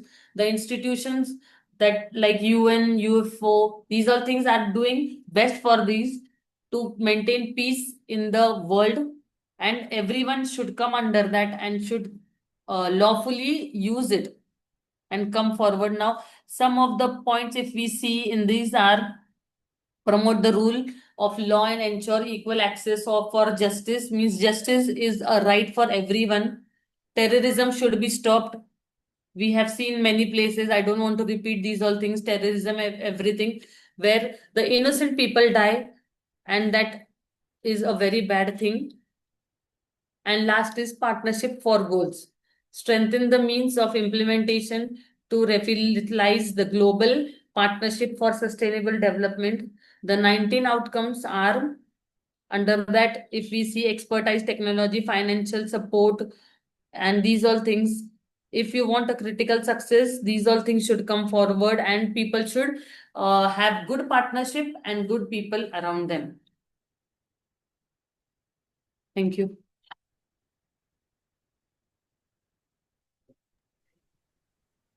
All right, that was an amazing session. Thank you so much, Dr. Sayyad, for your enlightening session. Your insights into the fundamental practices of sustainability have truly set the tone for this conference, blending theory, practice, and purpose beautifully. Thank you so much. Now we move on to our second expert session, featuring a global voice in technology and innovation, Mr. Segun Solomon. Mr. Solomon is a Nigerian technology entrepreneur, digital transformation strategist, and business leader. He is the founder and CEO of Madras Technology Limited, a company dedicated to driving innovation and sustainable digital solutions across Africa and beyond. He serves as the chairman of the Forum of Digital Innovators and Technology Entrepreneurs, FORITE, and sits on the Ocean State Advisory Board on Technology, Innovation, and Digital Economy. With extensive experience in product design, digital transformation, entrepreneurship, and educational technology, he has trained and mentored thousands of professionals and youth, contributing to Africa's growing digital economy. Mr. Solomon is now also a renowned public speaker and policy advocate, recognized for his work in bridging the gap between technology, human development, sustainability, aligning perfectly with our webinar's overarching theme. Today, he will share his perspective on how digital transformation serves as a catalyst for sustainable and inclusive growth in a globally connected world. So please join me in welcoming Mr. Segun Solomon. Over to you, Segun. Are you there? Yes, very well. Thank you so much for having me, and it's a pleasure to be here with you this morning.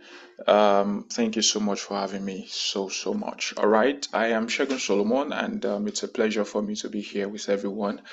Like we say to Indians in Nigeria, Namaste. Thank you for having me. Okay, so talking about digital innovation and startup strategies, there are quite a couple of opportunities in building startups here, not just in Nigeria, not just in Africa, but across the globe. You would all agree with me, and I appreciate the fact that the speaker that has spoken, Dr. Umrao, who had spoken earlier before me, also did refer to the SDG goals, and one of the most important pillars is innovation and sustainability. We also have them there. So talking about digital innovation and some of the startup strategies that can be implemented by literally anybody. Now, I took my time to create something very quickly because I got this notification pretty late. But then I was able to come up with something, and I am trying to apply the Indian scenario as much as possible. Now, I'm going to be talking about how you can actually build something around a $1 million annual recurring revenue company from as low as the tier 2 Indian, PG before your money chai. That's what I called it. And in all honesty, I like to use myself as an example of what's possible over the course of time. And thanks especially to Professor Aftab and Sheikh, who also got me onboarded for this meeting today. I've seen quite a couple of opportunities in the tech space that people are really not exploring or maximizing. As a tech person, I have had the opportunity. Now, I do not claim to have so much money. I do not claim to have all the solutions. I do not claim to have all the ideas, but I have seen quite a number of people and even myself that I have used over the course of the last few years that I have been in the technology industry, and that has consistently to produce some sort of financial income and cash flow over time. Now, it is possible with the use of technology devices, technology tools, and maximizing artificial intelligence, that is very much rampant these days. It is very possible to actually start a company without you owning a personal office or owning an expensive office, as it were. It's possible for you to start from wherever you are without the fear of, oh, you don't have enough cash flow, you don't have all the technical knowledge you require. Once you have the understanding of what you really want to achieve or accomplish, it becomes very easier for you to achieve it with artificial intelligence. Now, there are so many artificial intelligence tools that are very rampant these days. We all know ChatGPT, we know Gemini, we know Google's Copilot, and so many others like that. And the honest truth is that these technology companies are the ones that are, if you check the list of the most richest people in the world today, you will realize that they are actually tech people. I mean, they are people who are so much into technology, and that is because technology drives quite a whole lot of fortune, not just for startup owners, but people who also, invest in them.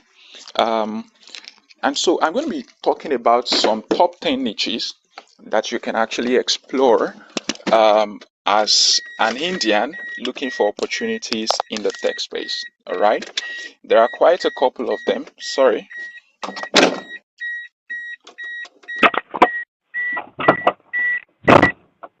All right. Sorry about that. I need to switch into my car. So there are quite a couple of them, but I'm going to be reading out about 10 of them. Now imagine yourself, regardless of the background you have, you can actually build something on artificial intelligence. You can build something on, quite a couple of other sectors of digital innovation.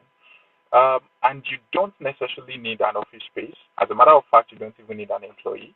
You can start with zero high IT degree. You don't necessarily have to have a background in technology. And each time I have the opportunity to talk to people like this, I tell them that personally myself, I do not have a degree in any technology related field. All right. I studied chemistry education at the university, and all my life, all I have done is technology.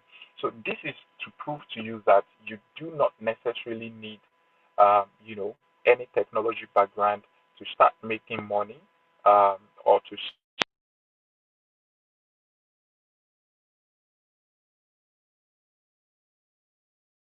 have one of the top 10 things I am going to recommend to you. The first one is the MedSpa treatment plan.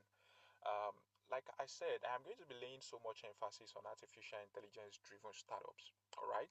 And the interesting thing is that you can actually launch with zero naira.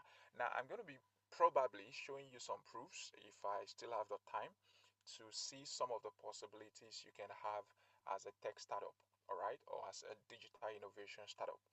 Um, you can use artificial intelligence, for instance, to build a med spa treatment, system for people who run, spas, or probably for clinics and hospitals, even for nurses, individual nurses, private practitioners who help with skin care. All right. Now imagine this. That is, a nurse spends about 2 hours per patient drawing on photos with a red marker, calculating units, quoting prices, then trying to, come up with the before and after mock-ups of how the treatments go.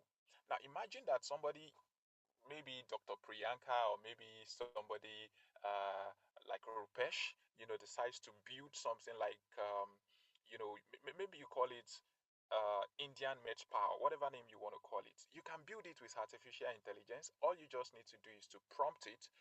Maybe you make use of Copilot, or maybe you make use of Gemini, or maybe you make use of ChatGPT. But the most interesting part is that some of these, artificial intelligence APIs are free, and some of them are seriously very cheap. For example, if you check Grok for commercial use, for instance, is actually free. And you now take Grok and you prompt it to write a code for you that is actually very much ready to be deployed, either as a web application or as a mobile application. All you need is zero naira, or probably a little investment into purchasing data subscription, which you can actually use to access internet facility. And what your AI does is just in 47 seconds. We know how fast these things can be. And then all you require the patient to do is to just upload 3 selfies, like a front-facing image, and maybe some two other side views of their face. And then the AI detects the Indian skin type. That's another very interesting thing. Now, majority of these AI tools we use for enhancement, if you take a picture, I know quite a couple of them exist, like the most recent ones, like Nano Banana. All right. If you Segun, take sorry to disturb you, but your voice is very low There are currently. some sort of differences that you might see when you are working specifically as a spa, treatment expert. You can build something that actually identifies the skin type of Indians, maybe the type 4 to type 6, all right? And the honest truth is that if you check, because I did my research to check that to see, India has a population of over 1 billion. That's the largest in the world.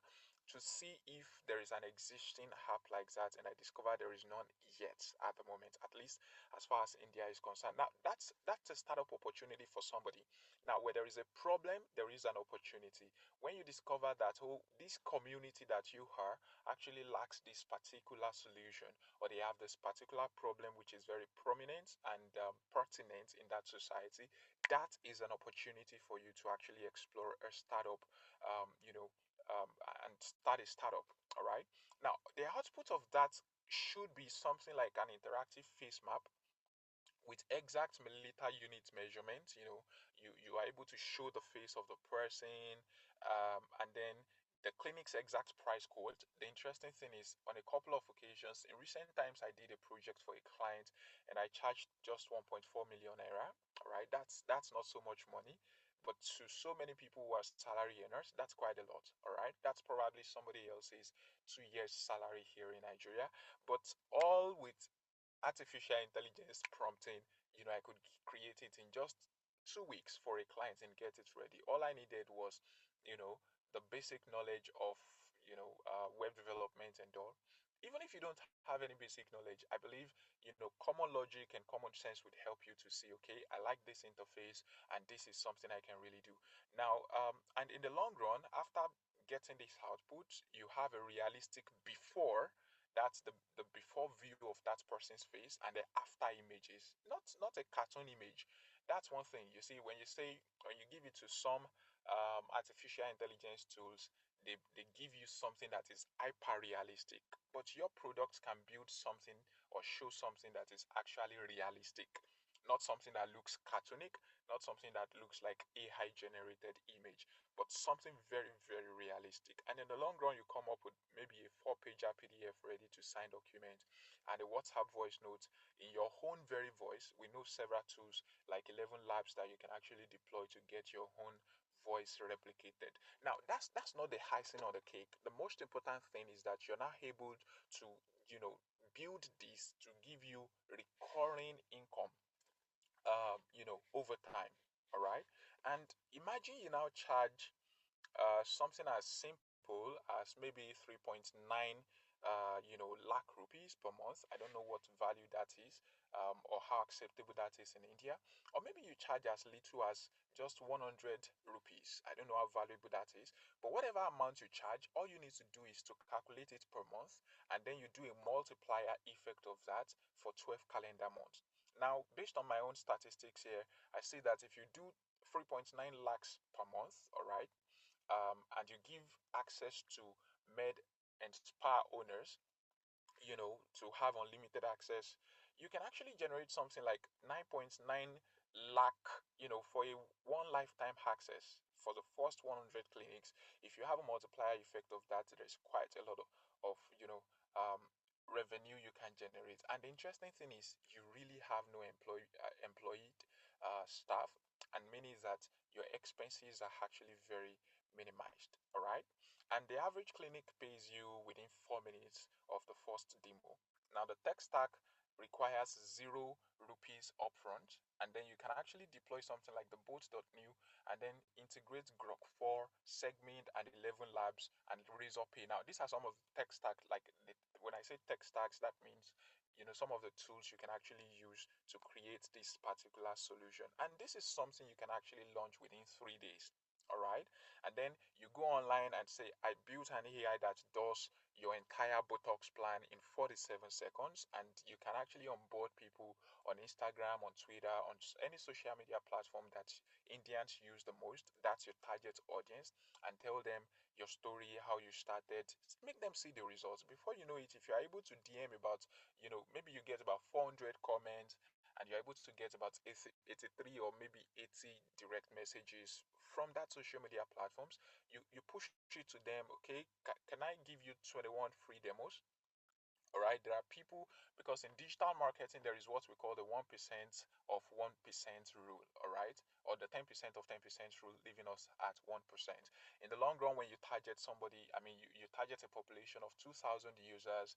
In the long run, we anticipate that these 10,000 users that you target, or 2,000 users that you target, are strangers to your product, to your brand, or to your startup. All right, so but by the virtue of your introduction of that product to them, maybe through digital marketing like social media marketing, targeting people appropriately using audience targeting, their demography, their location, the right people that are really going to be willing and ready to subscribe to your package.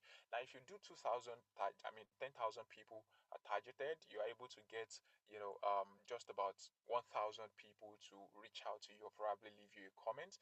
That's your engagement. And then you'll be able to get another 100 people to really convert in the long run. Ideally, you should be able to get 10% of your target converted into your client. Now, do that arithmetic if you're able to get 1 million awareness created. Do it if you're able to get, 2 million awareness created, and then the percentage of people would eventually likely convert for you to subscribe to your package in the long run. And then you keep repeating this. Somebody says the way to wealth or to become rich and wealthy is to actually do what works for you repeatedly. That day generates 10,000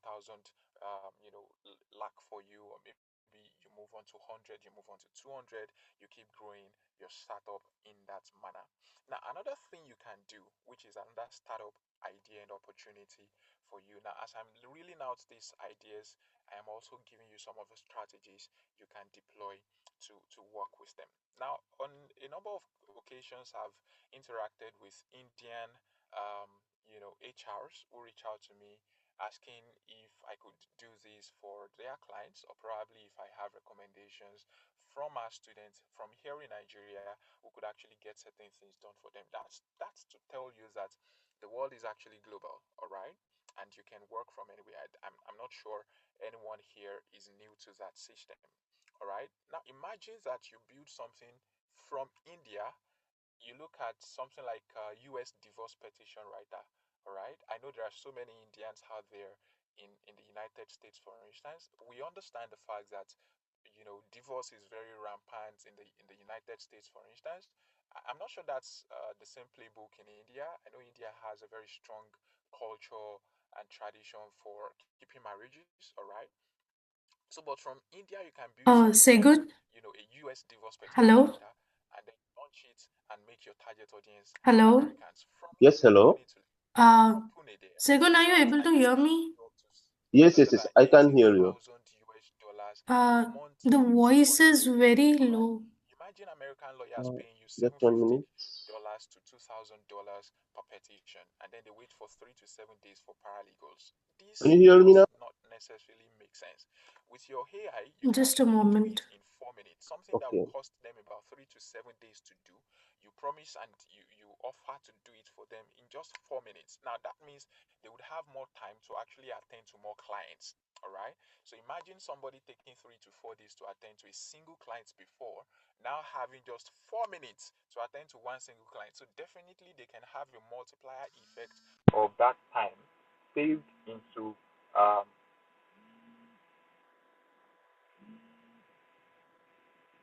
Am I audible now? Mr. Ali, just give me a minute. Okay.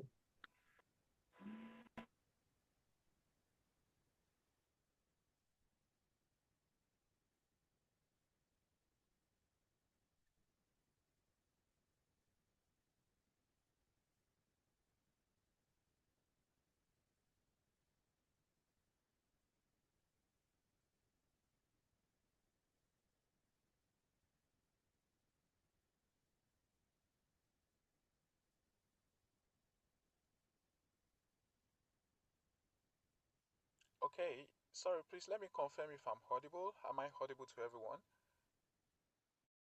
No, Yes. no, Segun, not clearly. Hello, India. Okay. Am I Am I audible? audible now? Uh, Mr. Ali, I'm not actually, I'm conversing with Segun Solomon. Just give me a minute, Mr. Ali. Hello, please, am I audible to everyone? Segun, no, I think you should rejoin. Is that possible? Yeah, sure.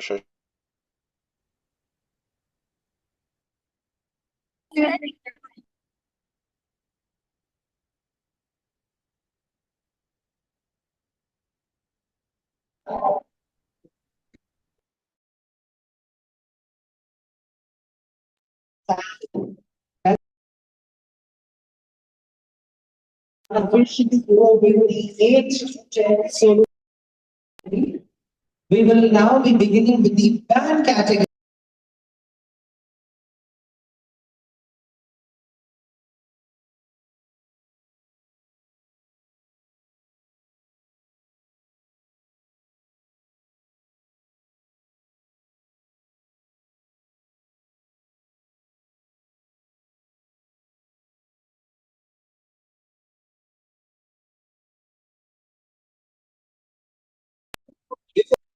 All right. Am I audible? Very low, but yeah, a little better than before. Please carefully note the rules of the competition for the bank. Okay, so apologies. I didn't know I was inaudible 2 minutes earlier. of sound. Okay, so are we good now? Yes, yes, it is good. Please go ahead. Thank you. Sorry about that. All right, so I was giving out the second idea you could also use earlier for people who are actually tech inclined. You could actually start a US divorce petition writer. I was saying earlier, I didn't know if you get that part, that for instance, in the United States, there is a problem about, divorce, and you can actually, with technology, deploy a particular solution that solves the problem of lawyers in writing, divorce petition papers. All right. Imagine that you launch a solution that can actually help lawyers to get, their petitions ready in just 4 minutes instead of waiting for 3 to 7 days for their paralegal assistants to assist them in getting these papers ready. Now, that is a solution that would help lawyers, for instance, to save time that they should have been using, to wait on one single client, can then be reinvested into getting more client conversion and getting their jobs done. Now, imagine that an American lawyer pays about $750 to $2,000 per petition, all right? But this they have to wait for in 3 to 7 days. Now you can create a solution that actually helps, them to get their jobs done in just 4 minutes. And all they need to do is probably just fill a 7-question Google form, upload their marriage certificates, and maybe some 3 other proofs or signatories.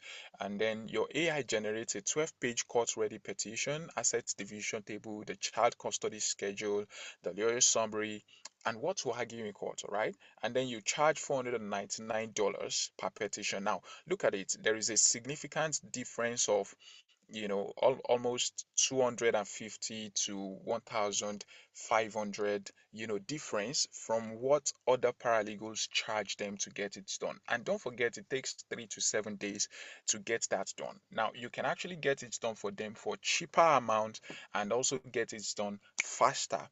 Now, this can actually give you or maybe you even say, okay, instead of charging per petition, you are charging, per month. Let's say you charge $3,000 per month for unlimited solo lawyers, all right? And what that means is that the lawyer in question can keep using your solution over and over and over again unlimitedly per month. Definitely, they will be so happy to pay you because you are solving two major problems for them, saving their time, saving their money, and getting the job done faster and even better than what humans can do. Now, this can actually get you, quite a lot of revenue over a month. You can get, based on my analysis here, you can get as much as, $680,000, monthly recurring revenue because that's the new oil. For instance, in my own tech firm in Nigeria here, we do training and we also offer services. All right, we offer services to both corporate organizations and individuals. And there are some times when we need to repeat certain tasks. And those certain tasks we need to repeat, all I needed to do was to tell my team members, we need to build an automated system that can keep doing this for us without having to start all over again. And this has actually surged what we generate per month in, exponentially. For instance, there was a client we developed a website for some 3 years ago in Lagos, and then he reached out again asking for an upgrade. But all we just needed to do was to show him another client's, newly upgraded website. He loved it so much, and he was like, "Oh yeah, can I get this?" And then we asked him to pay about 1.2 million naira.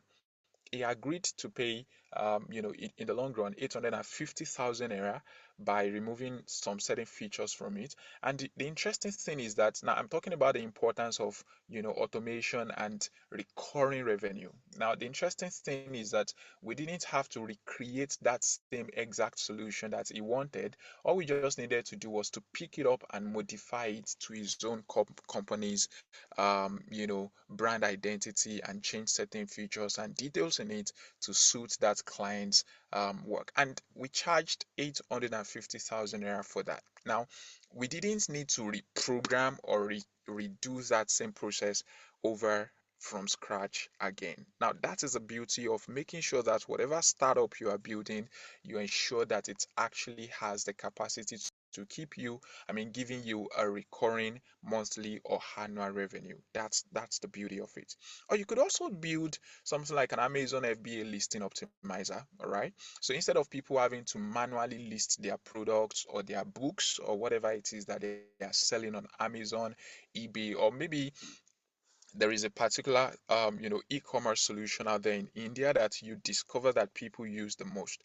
You can build something like you know Amazon FBA listing optimizer for them. Imagine you have something that also helps you with international B2B or B2C trading.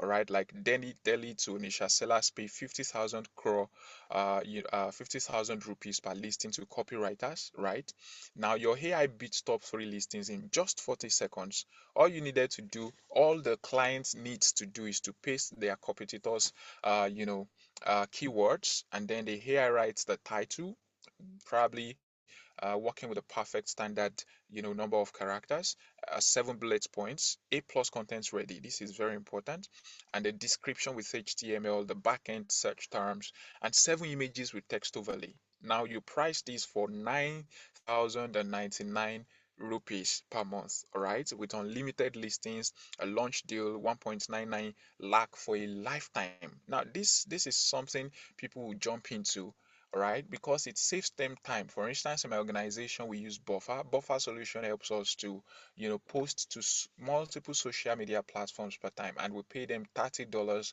per month. All right, $30 per month. You imagine the number of users they have.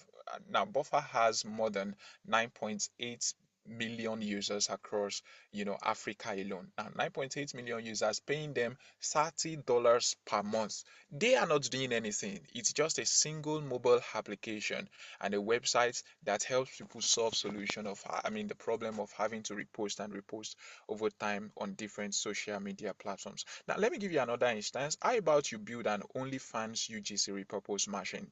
All right, maybe you create something like Cat Creator Zoo in Indoor, which gives you a $240,000 monthly recurring revenue. How can you get this done? Now look at it. The top 1% creators pay agencies.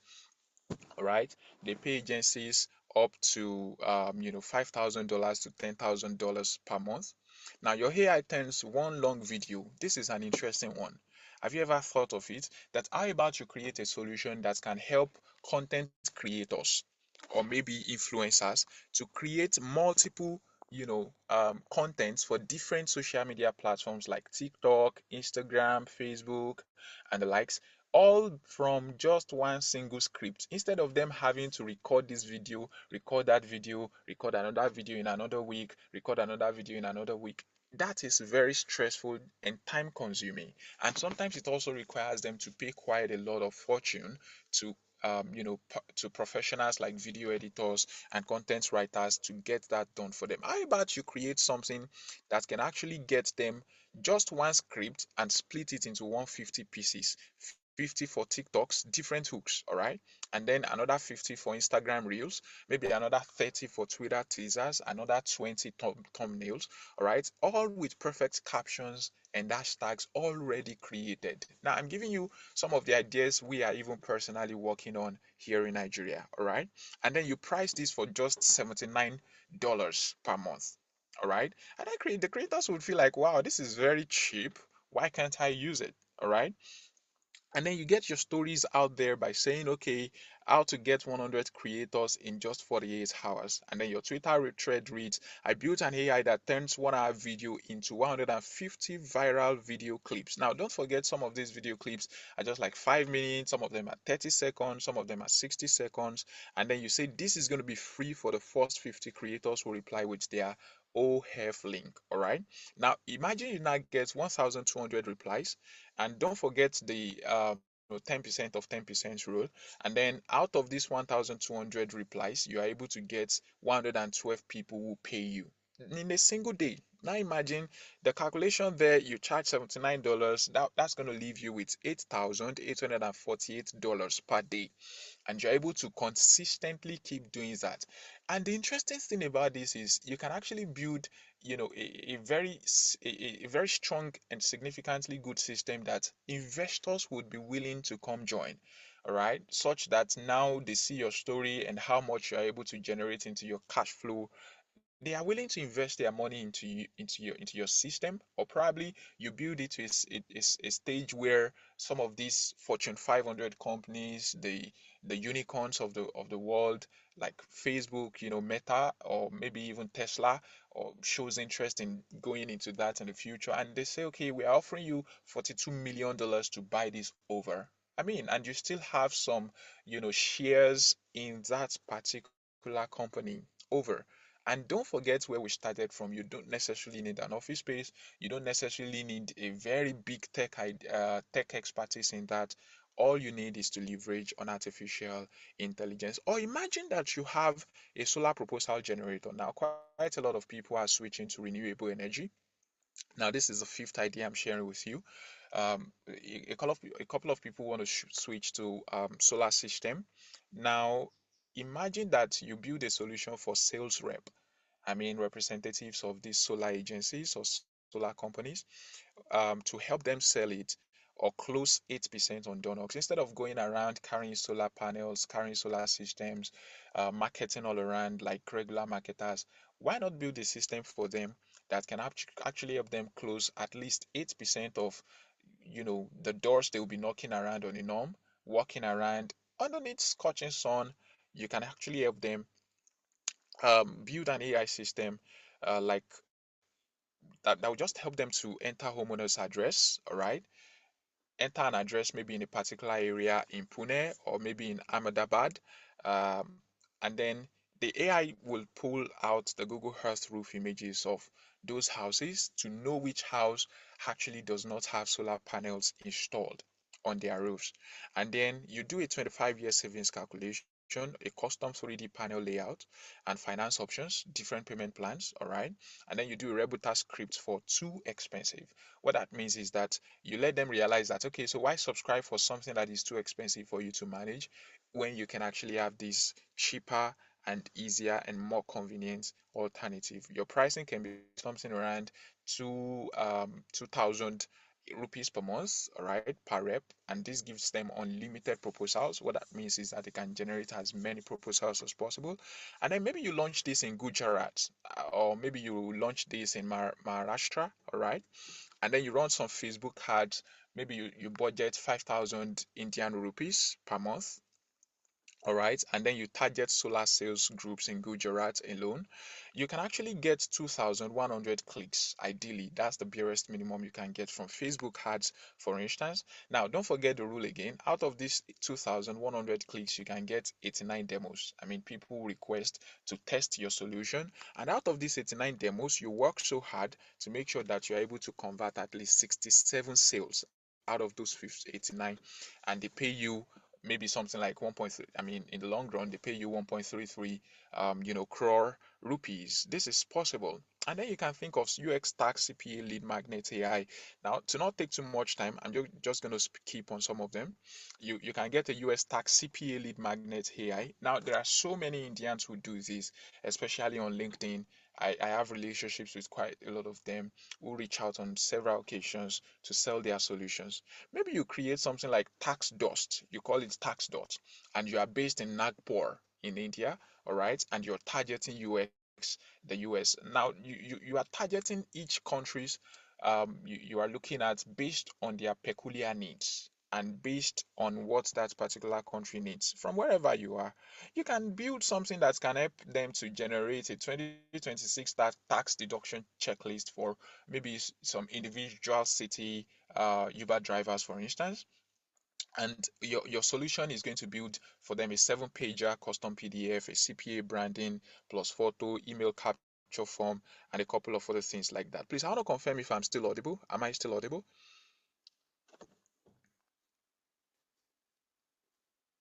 Yes, Segun, you're still audible. Okay, great. Thank you.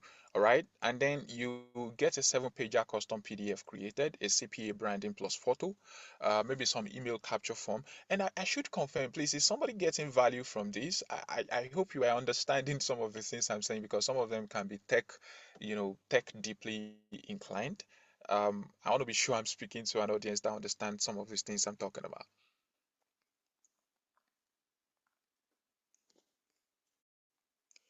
You can just leave some emojis and then I'll understand that. Or maybe you leave a message in the chat session. All right, so I'll move on because of time. You can launch something like a Reddit post, right? And then you say maybe something like, I built an AI that gets CPAs 40 plus booked calls per month, and this is going to be free for the first 25 users who DM, maybe their town or their city or their state, depending on whatever your target is. Now, from this, you are sure that these people you are onboarding for free, or these organizations and professionals you're onboarding for free, when they test your product and they see that what your product can do for them is indeed going to solve a lot of problem for them, they would definitely subscribe, and then they would also become your referrers or even your affiliates, recommending your solution to others within their ecosystem. Another thing you can do is real estate LinkedIn agent. All right, there are so many people who want to buy properties, and with Indian population of over 1 billion, imagine you work this out in Surat, all right, and you build something that can actually help real estate agencies or real estate companies to write and create eye converting um, you know client conversion content. Now, imagine all they need to do is to just upload 3 past listings of their properties, all right? And then you transform that into a 30 days of LinkedIn post that you can use consistently with carousels, all right? By carousels, I mean maybe some pictures that can slide, or you use sliders, video scripts, Canva designs, all in their own voices, not some AI robotic voices, all right? And you price this for, maybe 100,000 Indian rupees per month, because real estate is an expensive industry and you can actually get quite a lot of fortune from that. And you can actually write your story, launch your marketing, your targets, audience targeted advertisement on different platforms that you think these people are using. Do your research, launch it. You can get quite a lot of opportunities from that. How about you look at dental Google review board? All right. Maybe you build a system. Um, that can actually help dentists, all right? And you target maybe in Coimbatore, or maybe any major city where you know people patronize dentists more, all right? And you target 1,200 clinics. So dentists actually do ignore 70% reviews, and then they lose rankings, all right? They lose rankings, and then they lose their online relevance. So your AI can help them reply in just 3 minutes. That's a bot system that helps them to reply to clients in just within just 3 minutes at the maximum. That means they don't need to hire human, they don't need to hire a social media manager to do that for them. You are taking that off their table, and then you're offering it to them at a cheaper amount. You can actually get some subscription for that and get consistent recurring revenue. Then we also have an idea of Shopify abandoned cart voice notes. Now, I know there is an existing system like this, but imagine you build this maybe from Chennai out there in India, and this is able to give you $310,000 monthly recurring revenue. The goal is recurring revenue, all right? And this SMS recovery that people use oftentimes, even that Shopify itself uses, research shows us that it has the capacity to generate only 2% recovery, only 2% return over the investment of time and money pulled into that. So how can you get yours done? Maybe you create an AI that calls with store owner's real voice, all right? The real voice of the store owner, and say something like, "Hey Priya or hey Priyanka, it's Rahul here from the sari shop. I saved your card plus 15% off. Do you want to buy now? How about you tap here to buy now?" Something like that. And you can even make it interactive such that maybe when they tap that button, then it can transfer their call into a real human to take it up. Now the pricing can be something as close to maybe 250 dollars per month, and then or you charge $0.3 per call. All right, you launch this on Shopify App Store, and then you launch it on Twitter, you launch it on as many social media platforms where Indians are as possible, and you can get maybe you work on making sure that it can generate at least 18% cash recovery compared to the initial 2% that a regular SMS or a cold call would have generated for them. Now imagine you get 1,400 replies or engagements on your post, and you're able to get 312 paid users. That's $93,000 generated for you. Or maybe you are somebody who likes the US so much. I see US as a place of opportunity which you can actually explore from India or from anywhere you are. All right. You can help lawyers to pay paralegals. I mean, you can help lawyers from stopping paying paralegals $750 to $2,000 per letter. Maybe you help them develop something like a personal injury demand letter AI, all right, from Bhopal or from whichever state or town you are, all right, and your AI writes 12-page demand letter that covers medical bill summary, pain and suffering calculation, lost wages, 40% higher settlements, and the pricing can go as far as $500 per letter, or maybe 2,000 or 2,005 per month for lawyers, and they have unlimited access to it. All right, you can launch this with American Bar Association Facebook group, and you write something like, "I'll write your next demand letter free if you let me record it," something like that, just to get your first free users onboarded that can then give you your your recommendations, their recommendations and referrals. Now what you need to do after everything, now, from everything I've said so far, I've given about 10 different ideas. Now, based on my own personal findings, you can do your findings about a particular pertinent problem in India or within your own particular society or area. And then you say, okay, I'm going to pick a particular niche. Now, these are some of the action steps you can take to really get your startup launched. Like I had said earlier, you don't necessarily need a lot of money. When I started Madras Technologies, for instance, of course, I believe because of the environment, we needed a physical space just for people to come and visit, and also for visibility, trust, and depending on the mindset of the area you are operating on. But like I'm saying, you don't necessarily have to rely on your area only. You don't necessarily have to rely on your own area only. We service a couple of clients who are outside Osun State where my business is physically located. A couple of the clients we serve are in Lagos, many of them. Some of them are in South Africa, some of them are there in the United States. All right. So all you just need to do is to know what they need and target them appropriately. So what you need to do, these are the action plans. These are the 72 hour, I call it the 72 hour 10 crore rupees weekend plan. All right. And you can start it this very Saturday, right? Today after this call.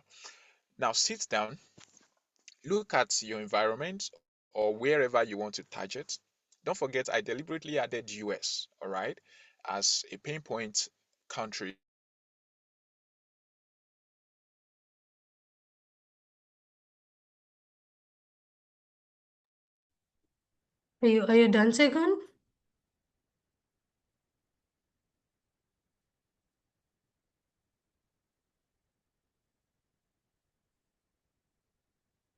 Hello? Am I audible to everybody else? Yes, from my side, you are audible. Okay. Segun, are you done? Can you confirm? Okay, just give me a moment. I'll check what happened. Okay.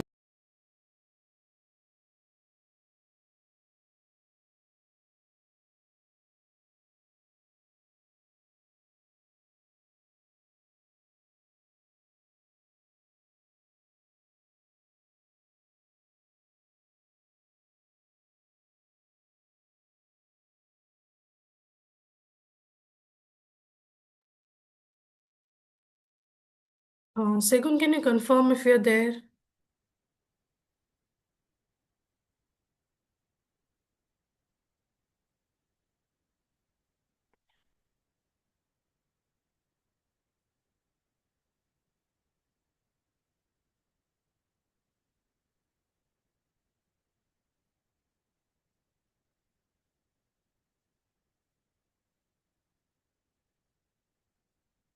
Okay, I think this was some kind of technical issue. I'll give him a quick call.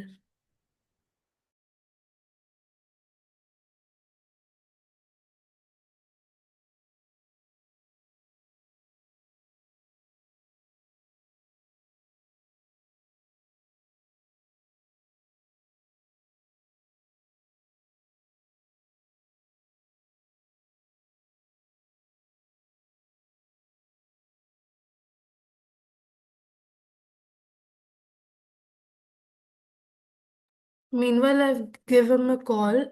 Request to participants who are waiting for the presentation, just give us some time. Once this meeting is done, we will start with the presentation room. I'll give you time slots to everybody. I think batches have been made, so you all will be given some time slots. Just give us some time. We have one more speaker session. When the presentation will start, your batchmate will, the batch moderator will himself contact you. I think Solomon is facing some technical issue.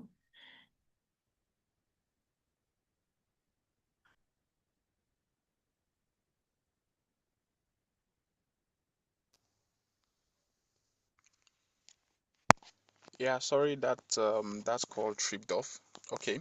It's So I okay. was saying that now these are some plans you can follow through. So run some Instagram reel or maybe Twitter tweets, and then you do that, do it consistently until you're able to generate at least 400 comments or 400 reactions or whatever it is, all right? And then from this you can then go on yes, so from this you can then go on to get some conversions. You build your track records over time. Sometimes it might take up to 1 month. Sometimes it can take up to a year, but don't give up. That's very essential.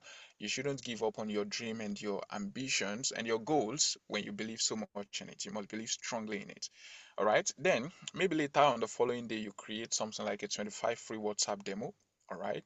So you're able to, from these 400 comments, you're able to get 25 people who sign up to say, okay, let's see what you did, what your solution can do.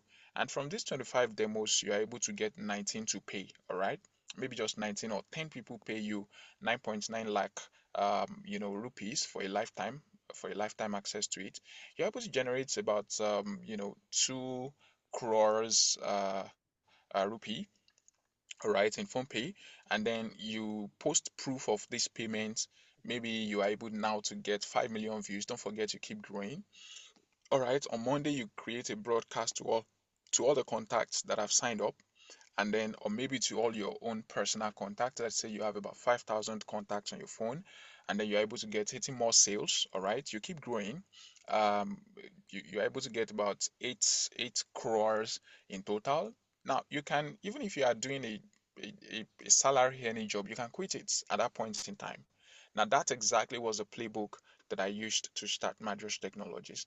Now for the big boys, I wrote this for the big boys, like Zeroda, the PhonePay, Zomato. I know these are in India, right? Now do this or die. I wrote it that way. You can get about 50,000 rupees per month from Grok, 4 credits per engineer. Now you can pay them this. Now don't forget I said earlier that this is something you can start personally. But if you think it's actually difficult for you to get it done, I would be willing to assist people who are interested in seeing how some of these things are possible. I can also look at maybe partnering. I see there is Hello. BrightHawk's technology solution, which Yes. is actually very beautiful. I mean, this is something that can be done even in Yes, collaboration yes. to see Yes, how we correct. Actually, how we the seminar, the webinar is still going on. It's still not done. That's why we are waiting. Just give me a minute. oh, okay, beautiful. So you can look at partnering, we can look at partnering and then seeing how we can help people, at least 5 people from this meeting. All right. I see we started with about 70 people plus. All right. 5 people from this meeting were interested in going into this and seeing how we can help them to really get started. All right. And we support you all the way. Not just about everything I've reeled at. And unfortunately, I couldn't even share my screen to show you some of these things because I didn't really prepare a slide for this. All right. So, but these are things that I have done, that I still do. All right. And don't forget, you don't necessarily have to have a background in technology. You don't have to be a full stack developer, a software developer. Now, I don't know. I don't know if that's rampant in India, but I believe or assume that some of us must have heard about vibe coding, right? That's using AI prompts to code. Now, this is possible, and we can look at how BrightHawk and Madras Technologies can collaborate together and get this done for people who are willing to really commit to it. And then we give you this solution to start your own startup, and we make sure that we hold you by the hand. And if you are not getting it right, we are not leaving you until you really get it right. We are not letting you go. So, this is something you will commit to. This is something that will change your life. This is something that will change your financial projections forever. And this is something that will give you quite a lot of opportunities that you yourself might never ever have imagined ever before. So thank you so much for having me, and my special appreciation again to Professor Aftab and Sheikh for bringing me on board. And Zarin, thank you for the job well done. And Saba, thank you for convening this. Thank you for having me, everyone. Namaste.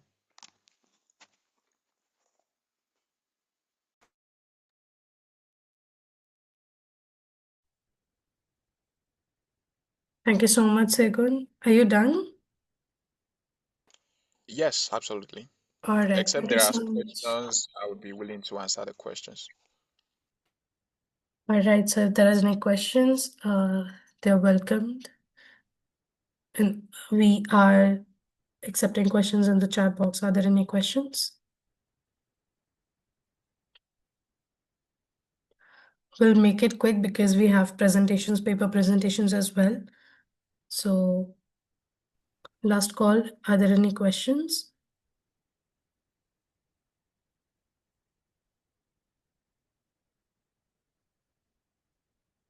Okay. Thank you so much, Mr. Solomon, for that dynamic and thought-provoking address. Your insights into synergy between technology, innovation, and sustainable progress have expanded our understanding of digital era's global impact. Thank you so much. Yeah, thank you so much for having me. As we conclude today's morning session, I extend heartfelt gratitude to both our speakers for their inspiring contributions to our and also to our organizing partners. And obviously to our enthusiastic participants. We will now break for a short recess. Just give me 5 minutes time, and then we will reconvene in the paper presentation sessions. You all have different link for your respective paper presentations. I will be sharing on the group the number of your batch moderators so that you can contact with them. Please ensure you join your assigned room only, because if you do not, if you join any other room, your attendance would be not marked over there. So please join your own room. On behalf of KJ Trinity Institute of Management and Research, Saket Institute, StepUp Solutions, and BrightHawk InfoTech Solution, thank you all for being a part of this collaborative global experience. I'll see you in 5 minutes.